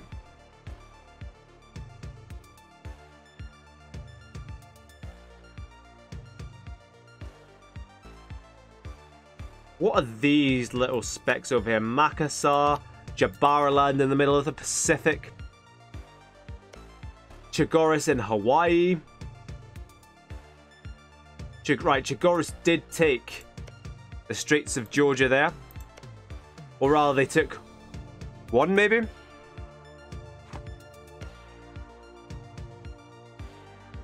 And Chagorus are coming down here trying to take on... And they've got a 14k army. They've got a lot of cavalry. That's what I like to see. Because they have a massive cavalry to infantry ratio. So that ratio of cavalry is amazing. So hopefully they like press on and actually dig into Mexico before Hispania do.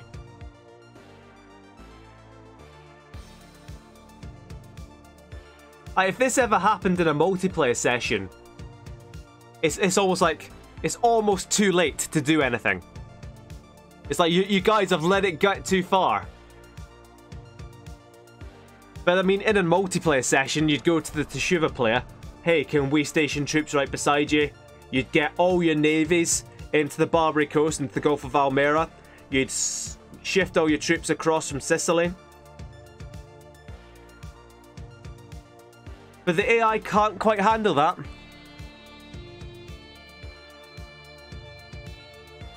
Kildare. While all the excitement was going down, Kildare down to a single province. And Heilig Mulch is back on the map. Kildare, no allies. Truce is running down. Yarnum on their border, Legofia, Costani, Heilig Mulch is all on the border there. And Kildare, we could be seeing an elimination before the end of the session. We could, and perhaps should be seeing an elimination before the end of the next session. How are we doing religious-wise? Because, again, this could be something that leads to a split. And indeed, the relations between Goravdesh and Hispania will be hit by the religious differences as well. In that they'll get a malus for neighbouring heretic religion of -40. Ranked first in all score. Gaining the fastest. Right, Age of Reformation is ending. That means global trade has spawned. And... oh. Oh ho ho.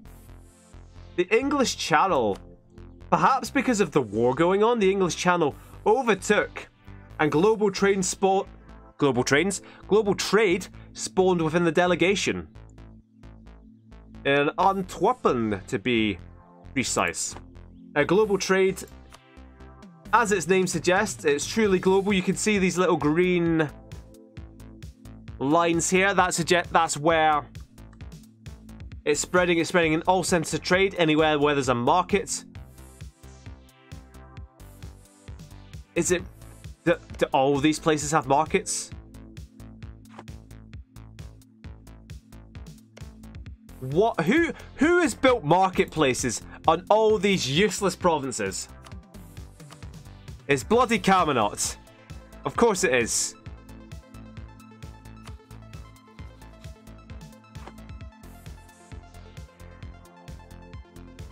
Jabariland tidying up Majutin. And they're in a war against Palawan, who are, yep, over here, but it's not their own war, which is unfortunate.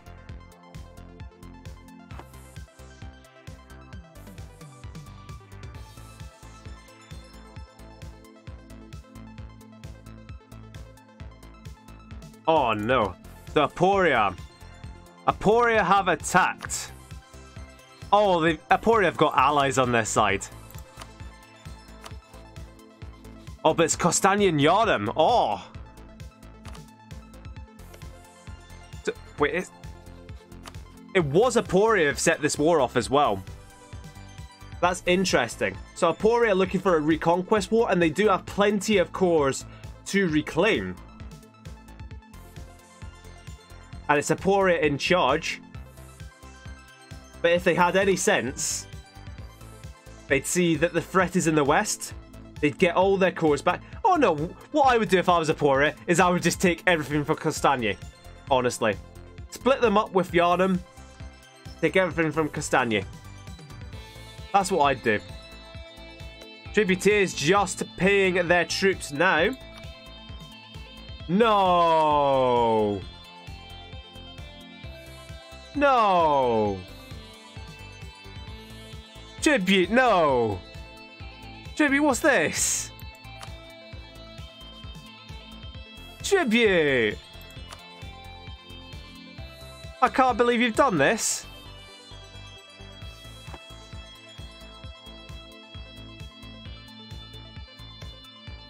Now that makes things a bit more interesting. What's happened, Tribute? Is that you and your mate, the Serene Doge Simone de Biandrate, have declared war on Steiermark, who've been excommunicated. And if we jump into, say, Liveland, and we can see... Of course! Of course! Catholics all over the world are encouraged to attack Kildare. No wonder they're dead. But the papal controller, the Curie controller, the Tributaries have excommunicated Steiermark. And they've declared war on Steiermark. Steiermark, noted member state of the Holy Roman Empire, brings in Hansareich and brings in all of Hansareich's allies, including Rhein-Neckar and various people. So if the West uniting wasn't enough, the centre imploding via tribute-related shenanigans will probably do it. Although, to be fair, the Tributaries will bring up the score as we let this play. I think... No, the Tributaries are still just about maintaining their lead, but obviously that lead is closing. Gorovdish, of course, will no longer get a score because they are a vassal. They're a lesser partner. So that will open up the door for other people to catch up. Indeed, Rhein-Neckar very nearly caught up to Gorovdish. Jabariland really motoring along as well. Jagoris, that's great to see. Tolerant and Left will get up there. But Hispania will overtake the Tributaries unless the Tributaries do something. And I mean, you know what? You can say a lot of things about this, but at the very least, it is something.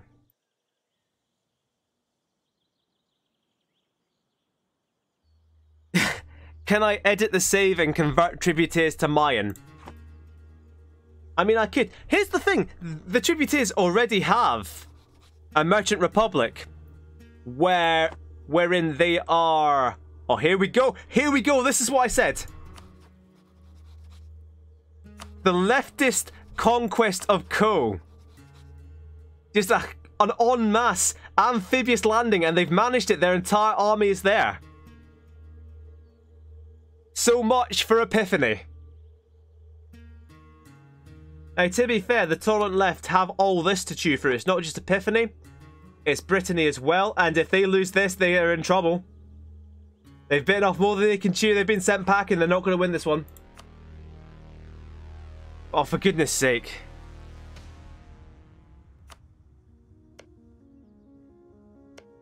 Zaporia thought they were coming in. A cheeky Smash and grab of Constantine on Yarnum, getting their cores back. Oh, it's all gone downhill.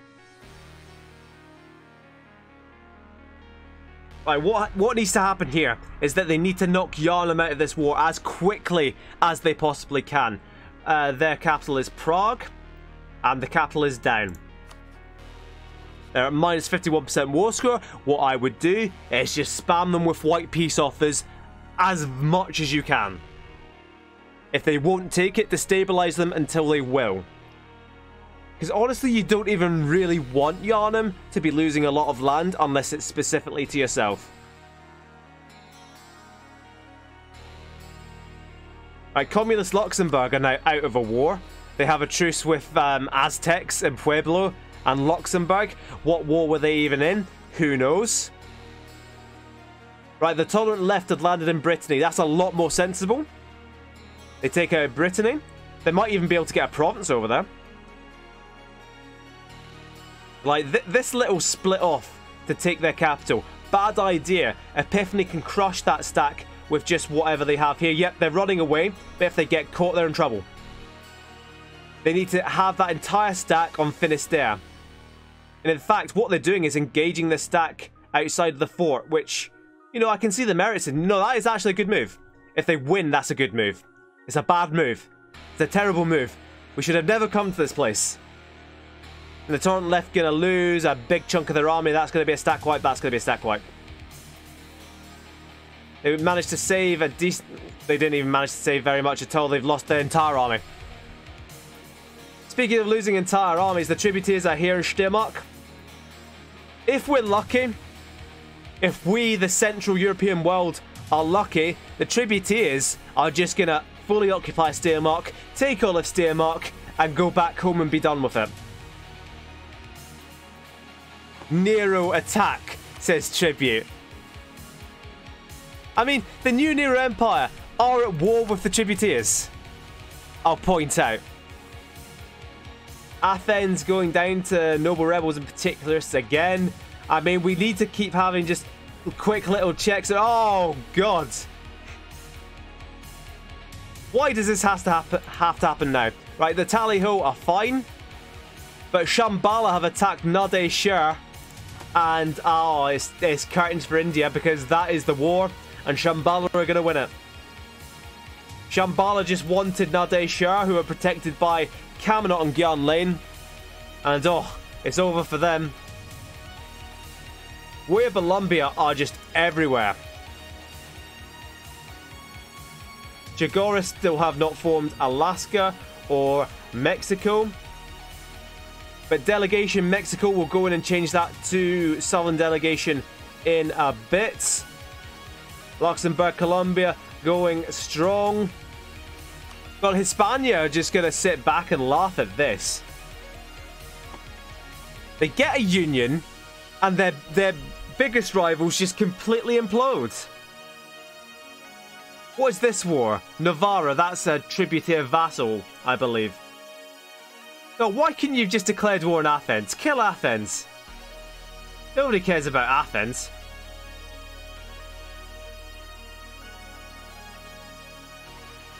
Now, what has happened here? Right, so they declared war on Nade Shah, but they're concentrating on Gyan Lane first. Sensible. Sensible, but devastating. War is over, says Tribute. Which war? Because, I mean...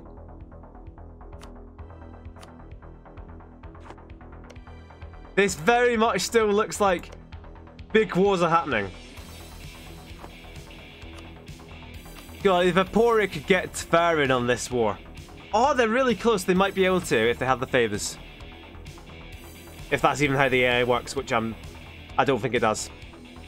Artolian separatists in Frankfurt in the middle of all this. Oh, God. We've got Kostani in Hansareich.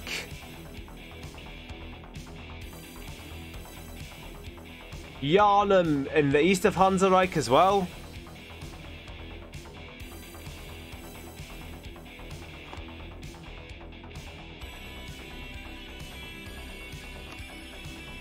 Oh, the delegation are just sitting here going, wow, we thought we were in trouble, but everyone around us has just killed themselves.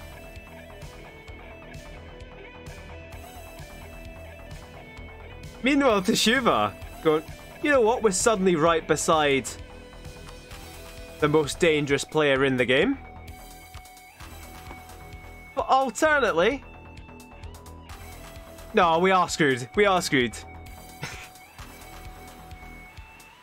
There's no alternatives there. Oh, the hive going down. If you're Chigoris, what you'd do? If I was Chigoris, I'd do my best to smash the hive while they're suffering under this and just take all this land for myself. Right, Kostanya at least are struggling. Keep hold of land. They've lost 2 forts. Aporia might be able to get a white piece out of this war. Right, that's... Look at how slow we're going. Even on speed 3. That's an outnumbered victory there for Rhein Neckar. The Torrent left have yet to make another landing. Yeah, Rhein Neckar pieced out of the Kostanya War, which is horrendous news for Aporia.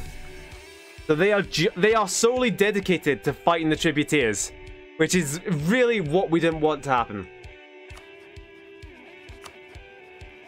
So that's just Aporia and Hansareich versus Kostanya and Yharnam. And that's not a great war. That's a war that Yharnam are going to win straight up.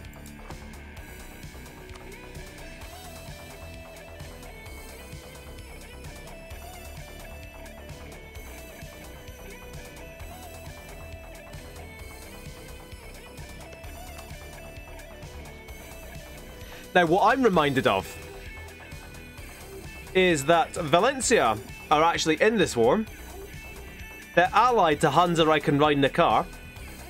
But Hansareich and Rhein Neckar are very busy.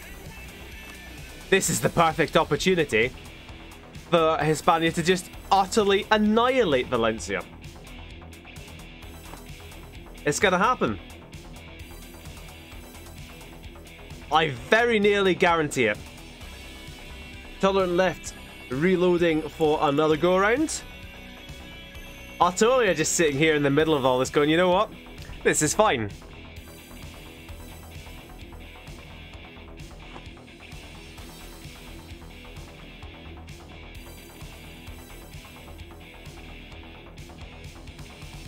This isn't fine.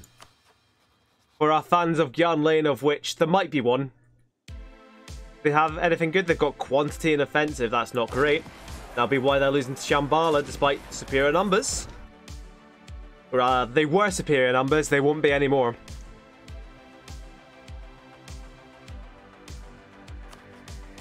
Australia Major content to be used as a pawn by their allies, in fact.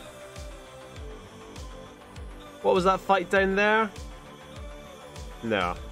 I think that was the Theravada symbol. I zoomed in, let's have a close look. Right, so Paragonea are now no longer on the island of Japan. They've been exiled to Okinawa. Are they a tributary of anyone? No. So how glorious Nippon staying alive? They're allied to Wuchang and they are a tributary of the Celestial Entente. Are those Tally-Ho separatists? Yep, they are. But again, the one fort that's around here is down here. And it's a level 2 fort. Very easily taken back. Oh, look at that. Crushing defeat there.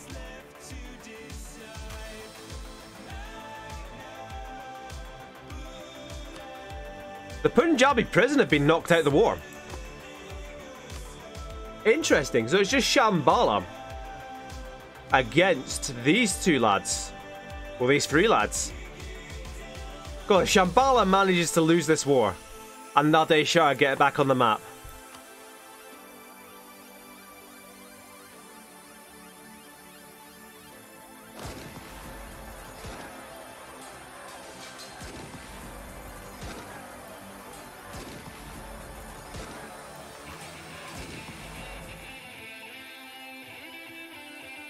Perhaps it was not to be. So what have we missed? We've missed Aporia, they're dead. Hansareich, they're dead. The Tributeers are getting occupied. Because here's the thing, riding the car aren't too shabby themselves. Offensive ideas. They've got some good stuff in there. They've got their 7.5% discipline in there as well. Whereas the Tributeers... Oh, big old battle. And the Tributeers gave it up. They didn't stick around to be beaten. They just said, nah, we're out of here. Because if you look at the Tributeers' ideas, they have offensive, they have quantity to be fair. But a lot of their stuff is mercenary cost, mercenary discipline, stuff like that.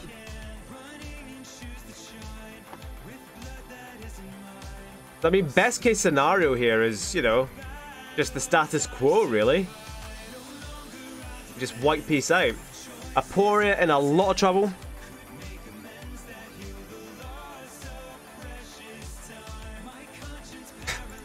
This war over here still going on.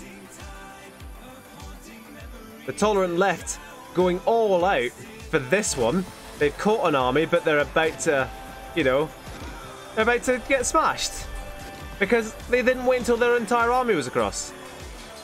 Don't land anymore, you'll just die again. They need to secure some kind of beachhead for themselves.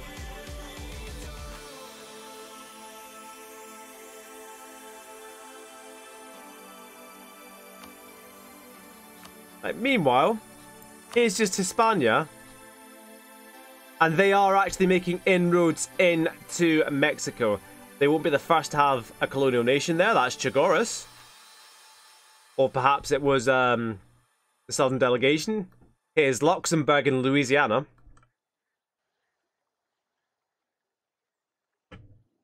It's all kicking off.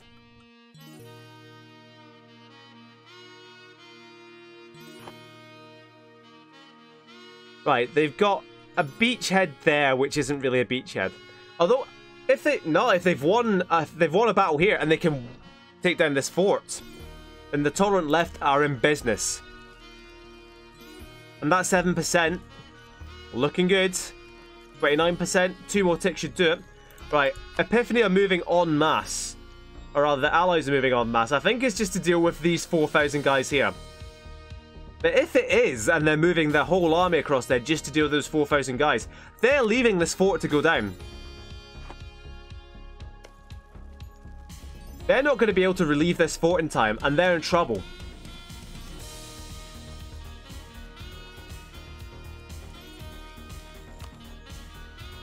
The Tributeers not winning. Oh, what on earth is this?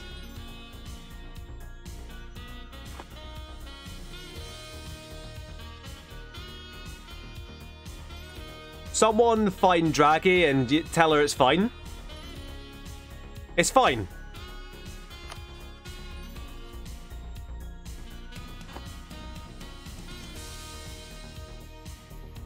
It's like... things could be worse. Look at this way. There's 3 Central European green countries. One's done alright. One's in the middle and one's about to die. It could be worse.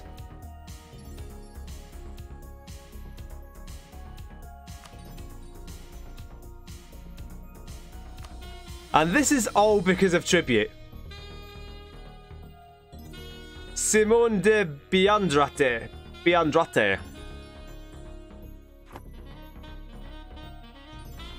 What's the stats on that Costagni? It's 3632. The Costagni under Bey Turgle bin Uyu. They're right back in it. It's a feudal theocracy as well. Who are Aydin allied with? Teshuva al-Wahat. The Costagni with that Yarnum alliance, they're back in business.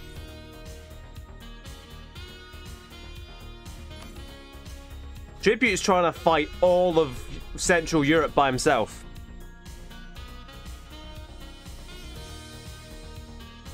I think he's knocked out someone, which is why these are here. Right. Peace in our time. And I think that was a white piece.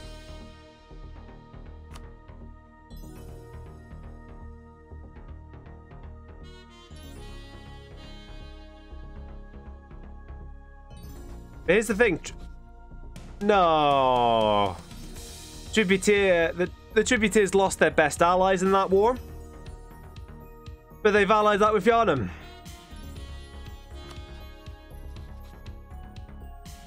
Oh no.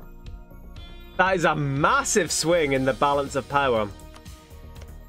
Yharnam didn't get anything from Aporia, but Constantine got 3, 4, 5, 6 provinces in Transylvania and beyond.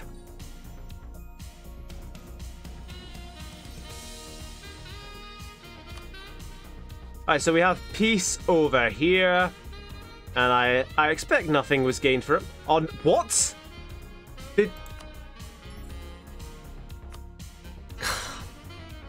I think they've been forced to give back Eastern Ireland.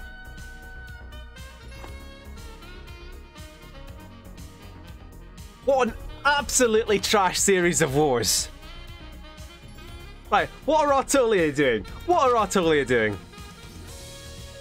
Osterode are crusading against Heilig Malches. That's Heilig Malches and Artolia against Osterode and Livland.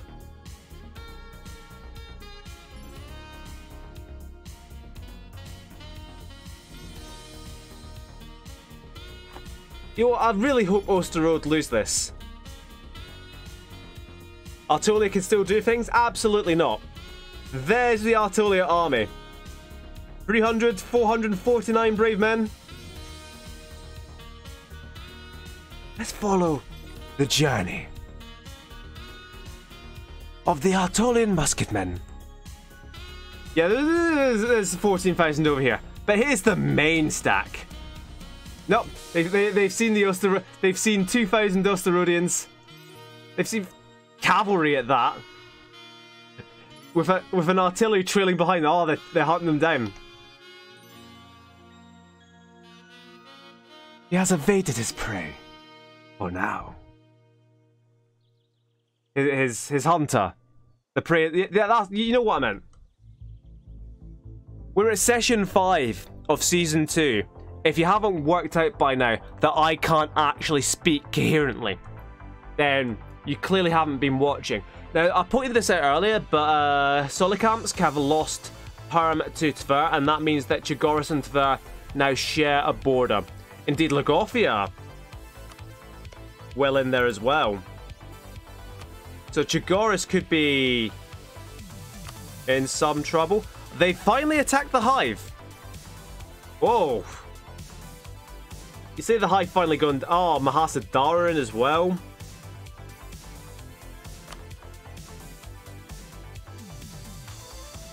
Look at that. Chigoris. Oh, Akamina in for the ride as well.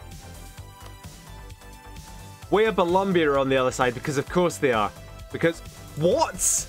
How have Chigoris landed on Japan? So, I mean, I know this looks like it's straight, but it's not. Yeah, Chigoris and Mexico is separate because they formed a colonial nation, as has Alaska. So they should now have, yep, all colonialism present and correct. Yeah, Chigoris have boats, but this is the AI we're talking about. I swear, if we got this close to a united Japan, only for Wea Columbia to mess it up by losing to Chigoris, I'll not be best pleased. So while this is going on, Achaemenia, they've sent all their armies away. Can anybody really take advantage? That's always what you have to consider when it comes to things like this. Tributaries yet to get their alliances back, but do you really need it? You've got Yharnam. That's about it. So let's double check what's happened in Mexico. Communist Luxembourg going. Nobody's really managing to take stuff. I think Zacatecas. Yeah, that's a gold province. It has a native core on it. So Chigoris are the first to really kind of dive into Mexico. Likewise, the delegation. So long if it's anyone but Hispania is what I'm looking for. Hispania will just have to content themselves with Brazil and the entire rest of North America. Because here's the thing as well. It was Garavdesh and Hispania who were fighting over Canada. But now that's just going to be one big contiguous entity. Contiguous, whatever I meant to say. We have armies spreading down here towards the Teshuvan border. Teshuva remain only allied with Aiden. How's Garav's Liberty Desire? It is 29.8, so that's the highest we've seen it at. But if Hispania keep expanding, that's going to stay like that. Oh, to be fair, what can happen, and what indeed might happen, is pretender rebels have a new significance for lesser partners in a personal union. Because a pretender is looking to install a king. But if you install a king rather than the Hispanian king, you lose the personal union. So Hispania needs to do something about these rebels here. And Garavdesh might not really want to do anything themselves. And indeed, you see the Hispanian army down here. That is the capital of Garavdesh, which is now fallen. So that's an interesting one. That's something to keep the eye on. So Osterode succeeding against Heilig Malches. Artolia still in there. Just about, even if in name only. What did Chikoris want from the Hive? Just really the border provinces, just really wanting to expand out. Do they have a claim on Takachi? They don't have a claim, but they'd like it. Have they been knocked out of that war? They have.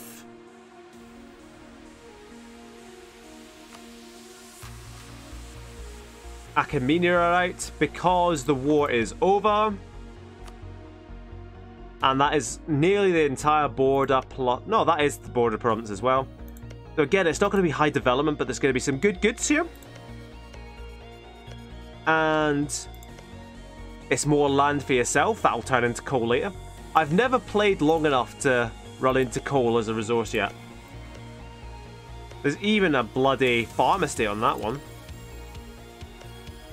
So it's all rubbish land. But now it's all Chigoris' rubbish land. So we see Garavdesh themselves going for these rebels, but pretender rebels are a little bit tougher than separatists. And you see the separatists, you see the pretenders succeeding there.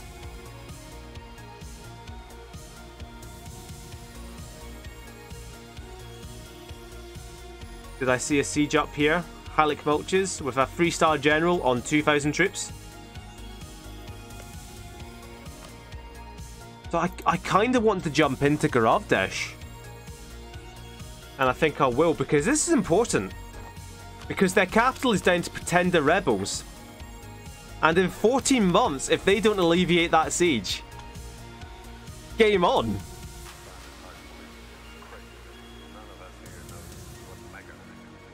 So June 1614. Hispania have the troops to alleviate the siege. They are crossing back over the Strait of Gibraltar. But are they actually going to relieve the siege, or are they just sitting around? Because it looks to me like they've stopped in Cadiz. Oh, there's an en masse march now towards Garavdesh. And indeed, Garav's army itself is right there. This is what we're watching for another year. Because this is the game is in the balance here. Yeah, that definitely looks like Hispanian army going all the way back up to Provence. But yep, in goes the army again. They've stepped away from the siege. Please don't. Provence is a level 3 fort. There are 3,000 defenders. Oh, that's brilliant. Sucker them in, get the defensive advantage. Look at that, -2 there. And Gaurav retreats. Relieves the siege. Mon masse. That's potentially marking up. This is it. This is what we're watching. That's a hell of a lot of cavalry. So that army's taking penalties for the infantry cavalry ratio. Here comes a Spaniard in. They're going to win this quite easily. But will they siege down the province in time? Or does the timer stop because there is a siege? Was that a breach? Did they try and breach it? Or was that just a siege? Yeah, walls breached. They breached that wall immediately. Oh, they're almost certainly going to get this back. Because the AI knew how important it was. Maybe.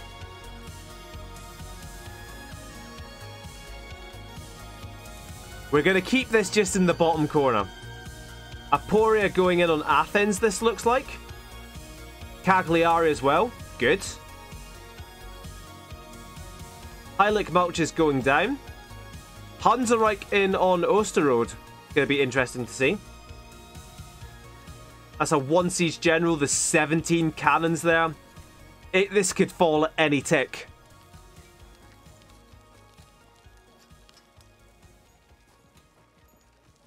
But we're going to keep on this siege anyway. As we enter the age of absolutism. That only ticked up 7. It only ticked up 7 again. We still have nearly the full complement of defenders here.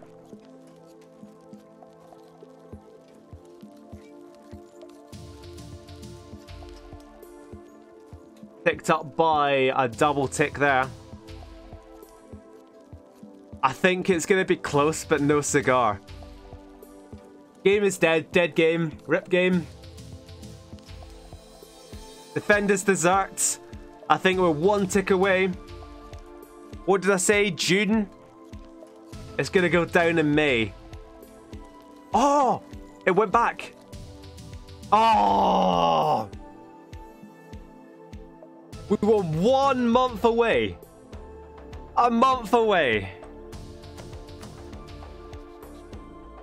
So Aporia have attacked Athens.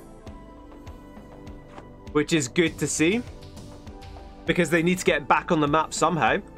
That involves Osterode, and Hansareich are going to demolish Osterode, who have just taken a big chunk out of Heilig Mulches. What is this? Athens and Tver, so Tver are involved in this as well. Right, goodness me. Right, what have we missed while we were watching a single siege? The Tributaries are still only allied to Yarnum, but they do have that massive vassal swarm.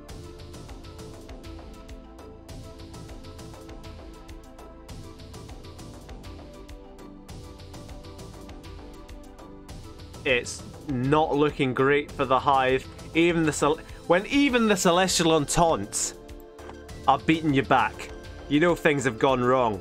I think this is a breakaway state from the Hive as well, Altashar. And one must assume that Mono Rohan and Chagoris are eyeing them up hungrily. Over here, delegation Mexico are getting taken on by the Totemists. As you would.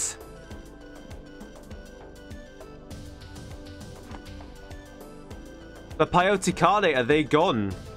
The Peyote Khanate are completely gone. Hanseong has swallowed the last of their land. Jabarland are at war. They're helping out up here somewhere. But Jabarland have really slowed down their conquests, unless I look down here and they've taken all of Madagascar, which they haven't. Slavis Bay is still Maharaja Solomon Sekou. Unfortunate, he's a diplomat. And this game is no game for diplomats. This is a game for militarists. This is a game for... No, it's a new Doge. The last distributed Doge was a militarist, and that's why he declared war on Steiermark.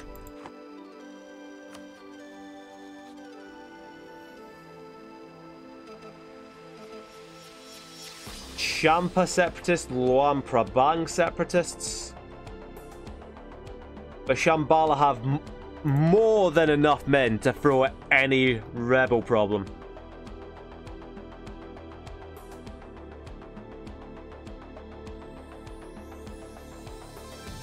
I think we've calmed down somewhat. Wait, what happened to Vietnam? Vietnam are dead. Cha-chow are in their place, allied with Webalumbi and Mahasada. And they are passing on colonialism to Mahasada, so that has somewhat unusually spread down the Chinese coast to Chachao, and is being spread to Tibet now. So we've got colonialism arriving in India, kind of before it gets there from Persia. Mother Base has declared a war. I can't remember what it was, but they definitely got like up to here. I think they got a bit in here. I think they were squabbling over the strait, but didn't manage it. The quality of their allies has taken a tumble as well. Mono Rohan aren't the force they used to be. They've just sat there all game. Just being another brick in the steps, allied to Tver, Mother Base, Gyan Lane, and not really getting involved. So Hansa Reich now have a Danzig. I'd say don't really sleep on Hansa Reich. I think their score will start to mount up. Wait, who are they blockading?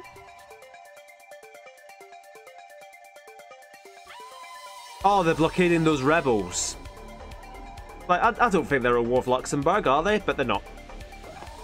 Has Livland always been there? I think they have. I don't think they've ever been this big before. Remember, they got all this land from Tver. So Aporia, expanding down into Athens, into Bosnia and Serbia and Croatia. That's a healthy looking chunk of land. And more than that, it's a nice looking chunk of land, isn't it?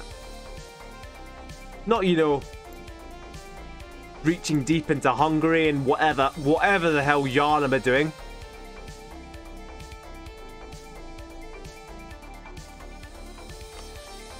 So Hispania are trying again.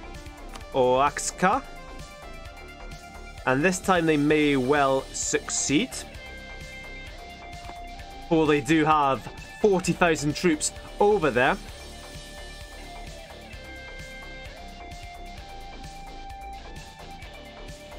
Oaxaca. Yep, that sounds about right to me. The tolerant left have arrived in the Bahamas. But nothing on the mainland that I can see as of yet. Nobody's really touched... Oh, I would say nobody's really touched Africa. But the delegation have landed in Alessa and the Makland. We've missed something here.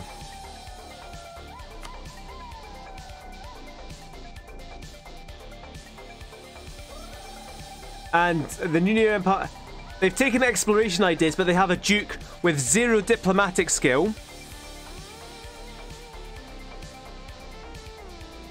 So they don't actually have any exploration ideas at all. The New Nero Empire, very much on its way out. Much like one province, Kildare, who have 3 provinces. That will be separatists from some variety of separatists, I don't know how.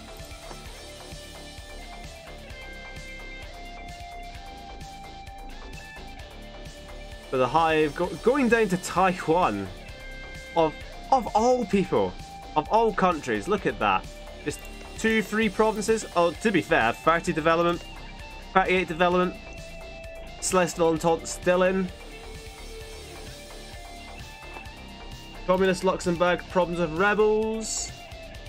I feel like it's more just, it was a peasant uprising. It would have been at 2 places at once, and they're just kind of chasing this one around.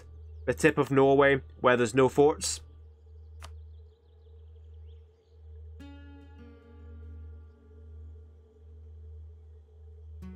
We have Gorovdesh in Massachusetts, and indeed, oh no, Nouvelle-Angoulême, Nueva Eureka,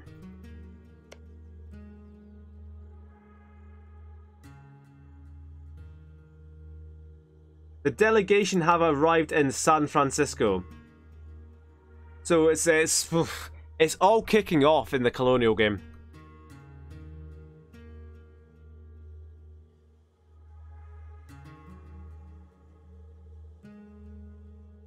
Everyone, we've said that Alaska are in. There's no need to keep getting excited about Alaska. It's not that exciting. Jagoras building up an army. Lagofia, relatively quiet session. Athens, very much on the way out. Minus 99% already on that war score.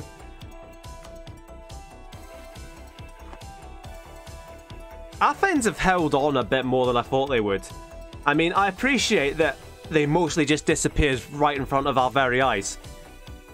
And indeed, that's quite interesting, Kostani cutting off any further Aporean expansion and leaving it for themselves. To Kostani, back on the map in a big way. Selanik is a good province. Inland development. Cloth. Inland development. Inland. It's not even an inland centre of trade. I don't know where the word inland came from. Coastal centre of trade. Kosovo. Gold province.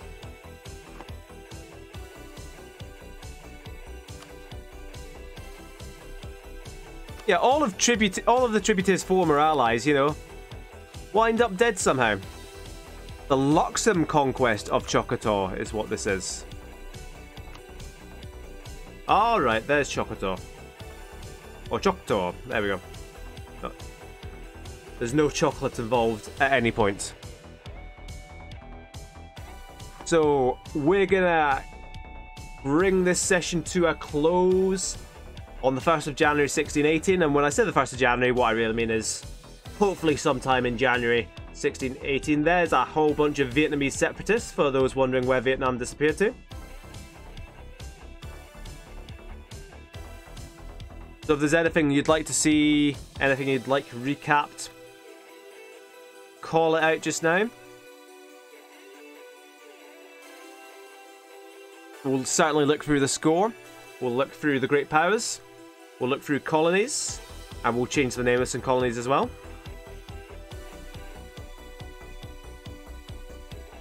Adia have really solidified East Africa, so I assume Jabaraland. I would hope Jabaraland. They're allied with them.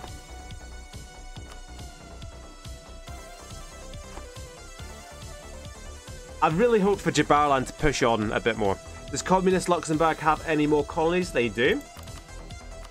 And the easiest way to check, I think, is...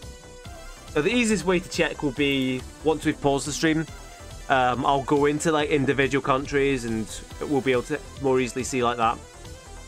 But we can have a quick look down here at Luxem, Colombia, spreading into colonial Mexico as well. So again, Hispania not really taking any land. Are they just beating them up for money? And it's only really Chagoris and the delegation getting in there, looking for the gold. The gems on Chorotega is a pretty great spawn, honestly. Dyes, iron, some amazing resources, cocoa as well. Luxembourg getting quite lucky with their spawns on here, because if we look at what can actually spawn here, tropical wood, not great. Fish, gems, coffee, sugar, all good. Cocoa good, iron good, spices good. But usually it's all tropical wood and fish.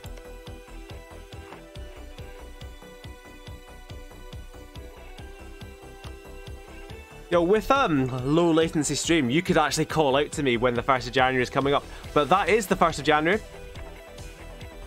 1618 is where we're finishing up tonight. We have saved the game, so now we can jump into any country we wish and look at whatever stats we want. And the country I want to jump into is the delegation. That's the delegation ship that I didn't want. God, well, all these things on fire. But particularly what I want to do is to customize the subject.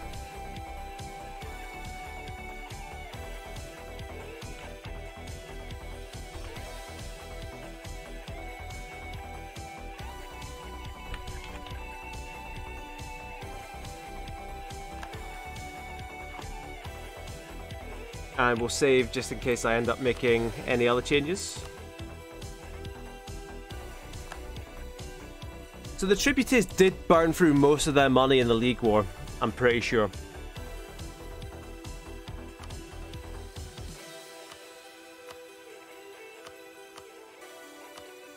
Yeah, they're still the richest country, but that's not a preposterous amount of money. If you look at income, Hispania really catching up. Slavis Bay should be able to do some good stuff now with the kind of the trade and production. That's something that'd be quite interesting because they have a lot of... What we'll do is jump into Slavis Bay. Yeah, they've got quite a lot of it stated now, as they're allowed more states from technology. And then this is going to be like dyes in here. So have they been building manufactories? Yes, they have. That's going to be incredibly... Yeah, that's brilliant. This is how they're making so much money. And how bad is their inflation going to be? See, not that bad. Because now they're making a lot more off production, off of trade, and not as much out of gold. The inflation you get from gold is based on how big a percentage it is of your income. So if we have a quick look at, for example, Jabaraland. No, they're not really up there. If we look at, for example...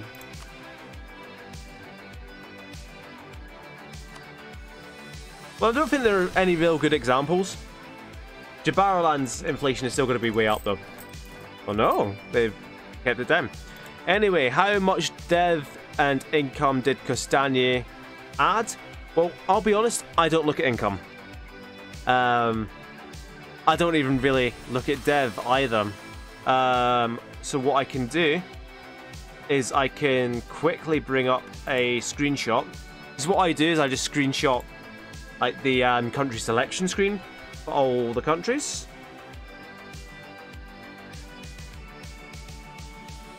And we can see that Costanier had 7 provinces and 104 development.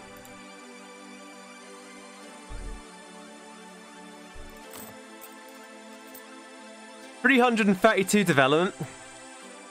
That's quite a jump. That's maybe the single biggest jump we've had. I think Slavis Bay and Jabaraland have had similar jumps.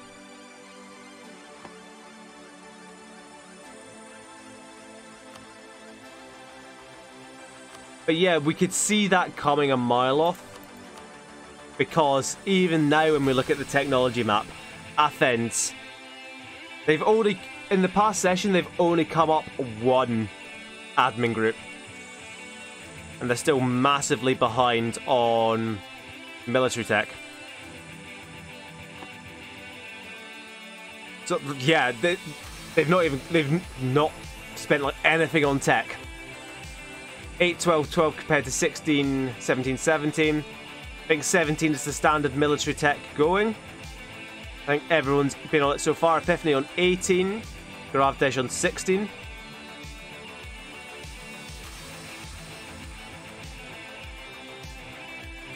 But it's good to kind of see the African countries not falling massively behind.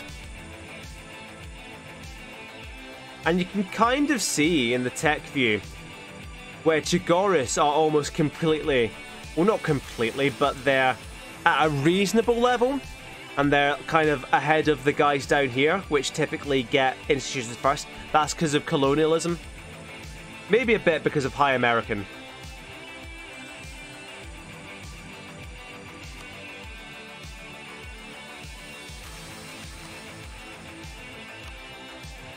The score was As you see, Hispania really catching up. The Tributeers did themselves no favours there by losing that war. They were in second place in everything. Now they're fourth place in military. So their own scoring is a bit down. Tolerant left, like I said, they'll start catching up at a rate of knots.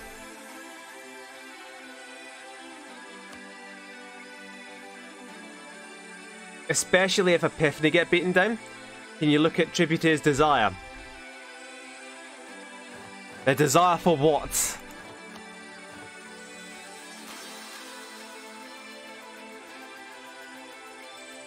So they are looking entirely east.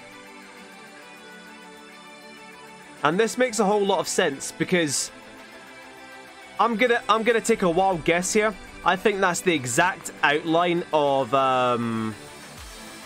Ragusa and the Constantinople trade nodes. No, not quite. It's a bit to the right. But they're gonna want anything they can coming into Venice. They've only got 23% in Genoa. They probably collect there. Yeah, they collect 24 ducats a month there, but they want to still push everything into Venice. Why was Athens green on what screen?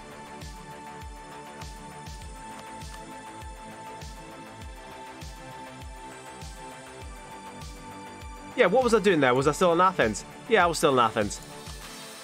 So yeah, they do want to go into there, but they still want this for the trade. That still applies. I'm not completed yet. But they do also want into a bit of Garavdesh.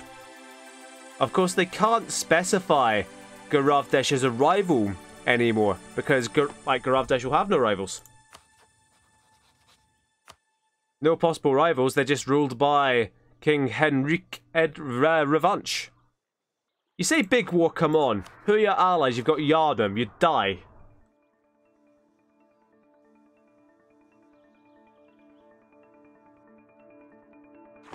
Have a look at Army.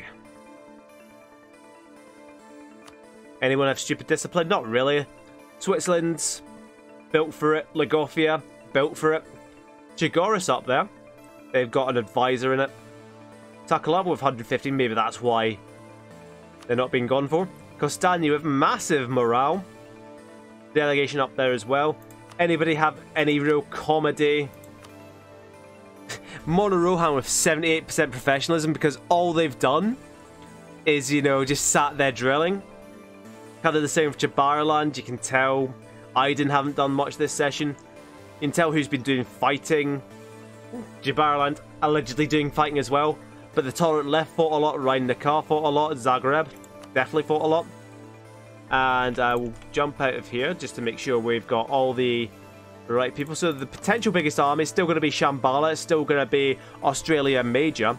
But they can't support these armies. I mean, look at the force limits here for everyone. You can see there's manpower. Like, Slavers Bay have more than enough manpower to go all the way to their force limit. But I don't think they can really afford to maintain that army. Whereas Hispania, they have, what, the 5th biggest force limit? And that will be going up from their colonies a little bit. But they can actually afford to maintain their entire force limit. In fact, the Tolerant Left are up there as well. But nobody else until you get down to Chigoris, Achaemenia, are actually maintaining their full force limit. So that's why you're kind of looking more at total armies, and you see Hispania right up there. What exactly are you talking about? And that should not include Garavdesh. Who is this? You know what? Let's hop on this. Called Murder in Miami. Who's in Miami? Oh, there's currently some murdering going on near Miami. So, yes, what we want to do is see Communist Luxembourg's colonies.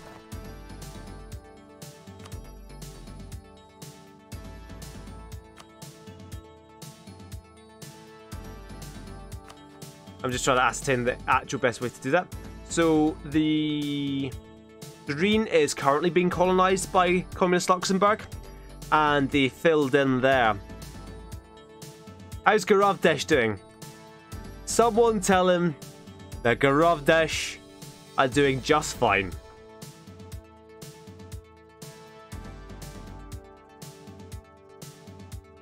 Look, objectively, what did Garavdesh do this session? They took a whole chunk of land off of Epiphany. They continued colonizing, and they're one of the richest countries in the world. All of this technically true. So there's a colony down here for communist Luxembourg getting into Congo. Now that's interesting. Cutting off the delegation from the mainland.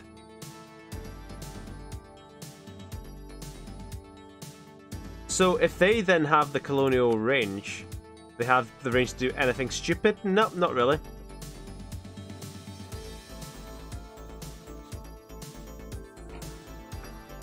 Jabaraland, are they up to much?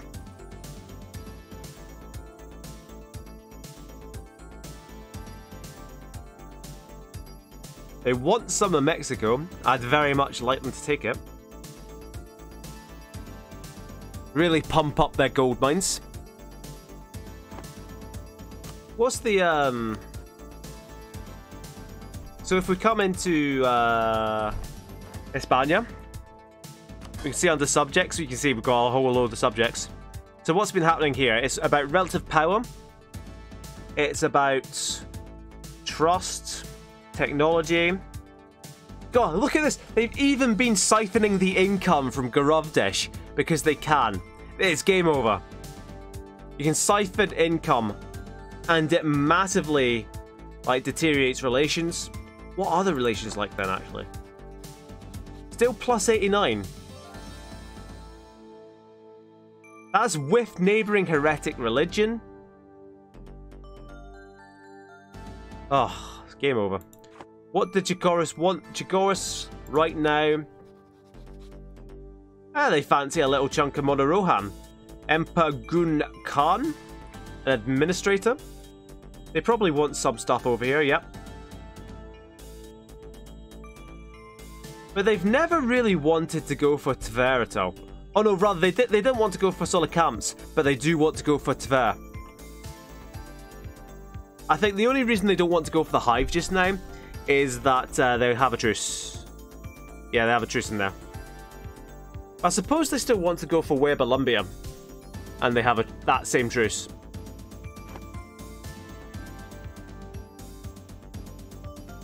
So the Hive, one of the bigger losers of this session. Still going through internal conflicts. How'd they get out of that? So, no rebels, no unrest, no stability. And it takes a lot to boost that power. They've been converted to Vajrayana, that's the problem. They have lost the Totemist faith. And they've been pushed to Vajrayana. So they're not actually gonna... this is, yeah, I think that's game over for the Hive, honestly. So they're a feudal theocracy, aren't they? They're desperately converted. Well, they're probably going to be able to convert all the Totemists, honestly.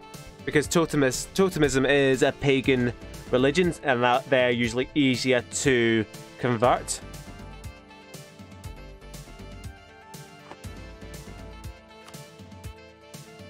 So Taiwan got a big chunk of the Hive. But after all this, who would have thought Monorohan? Probably going to be the last Central Asian standing. Mahasada were cut in half, but they've gotten so much land back from the Hive that they can actually access both sides of their country again. The same can't be said for Australia Major.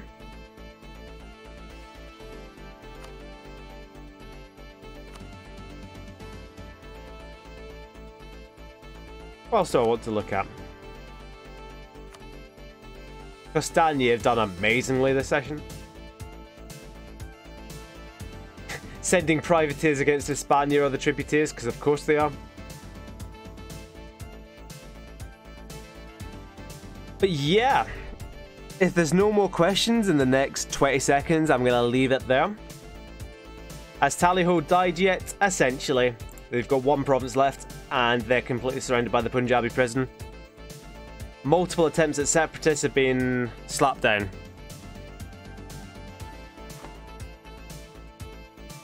The India's kind of stabilizing. Shambhala, the Punjabi prison, has mother based on anything other than exist. They got beaten down by Achaemenium. Has Japan been united? Not quite yet. Glorious Nippon kicked Paragonea off the islands. And then Wea Columbia got involved in the war against Chigoris, and it was very nearly disaster. Japan won a war against the Celestial Entente with the CB of taking the mandate, and then they just took land instead. It's like the cleverest thing an AI has ever done. Anything else? Corsica's back on the map, Salerno.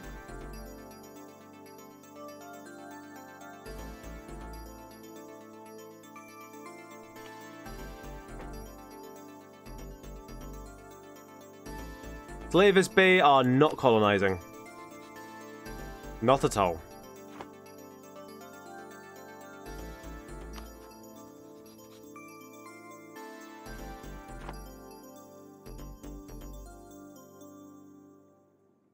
Right, we are now 15 minutes over, so I can still answer questions. I'm just not going to do it on the stream because I'm going to bring the stream to an end right here. So there we go, there's our wonderful world, and what a wonderful world it is. Let's keep that going. So I will see you next week, probably at the usual time of 9 PM until 11 PM. We'll see how it goes. I've got an exam coming up, and that's on a Monday, so I won't be streaming that Sunday. And then I'll figure out when that actually comes. So I might do a few big sessions to maybe get the game done before it, or to make up for breaks and stuff like that. So thank you very much for watching, and I'll do my very best to see you next week.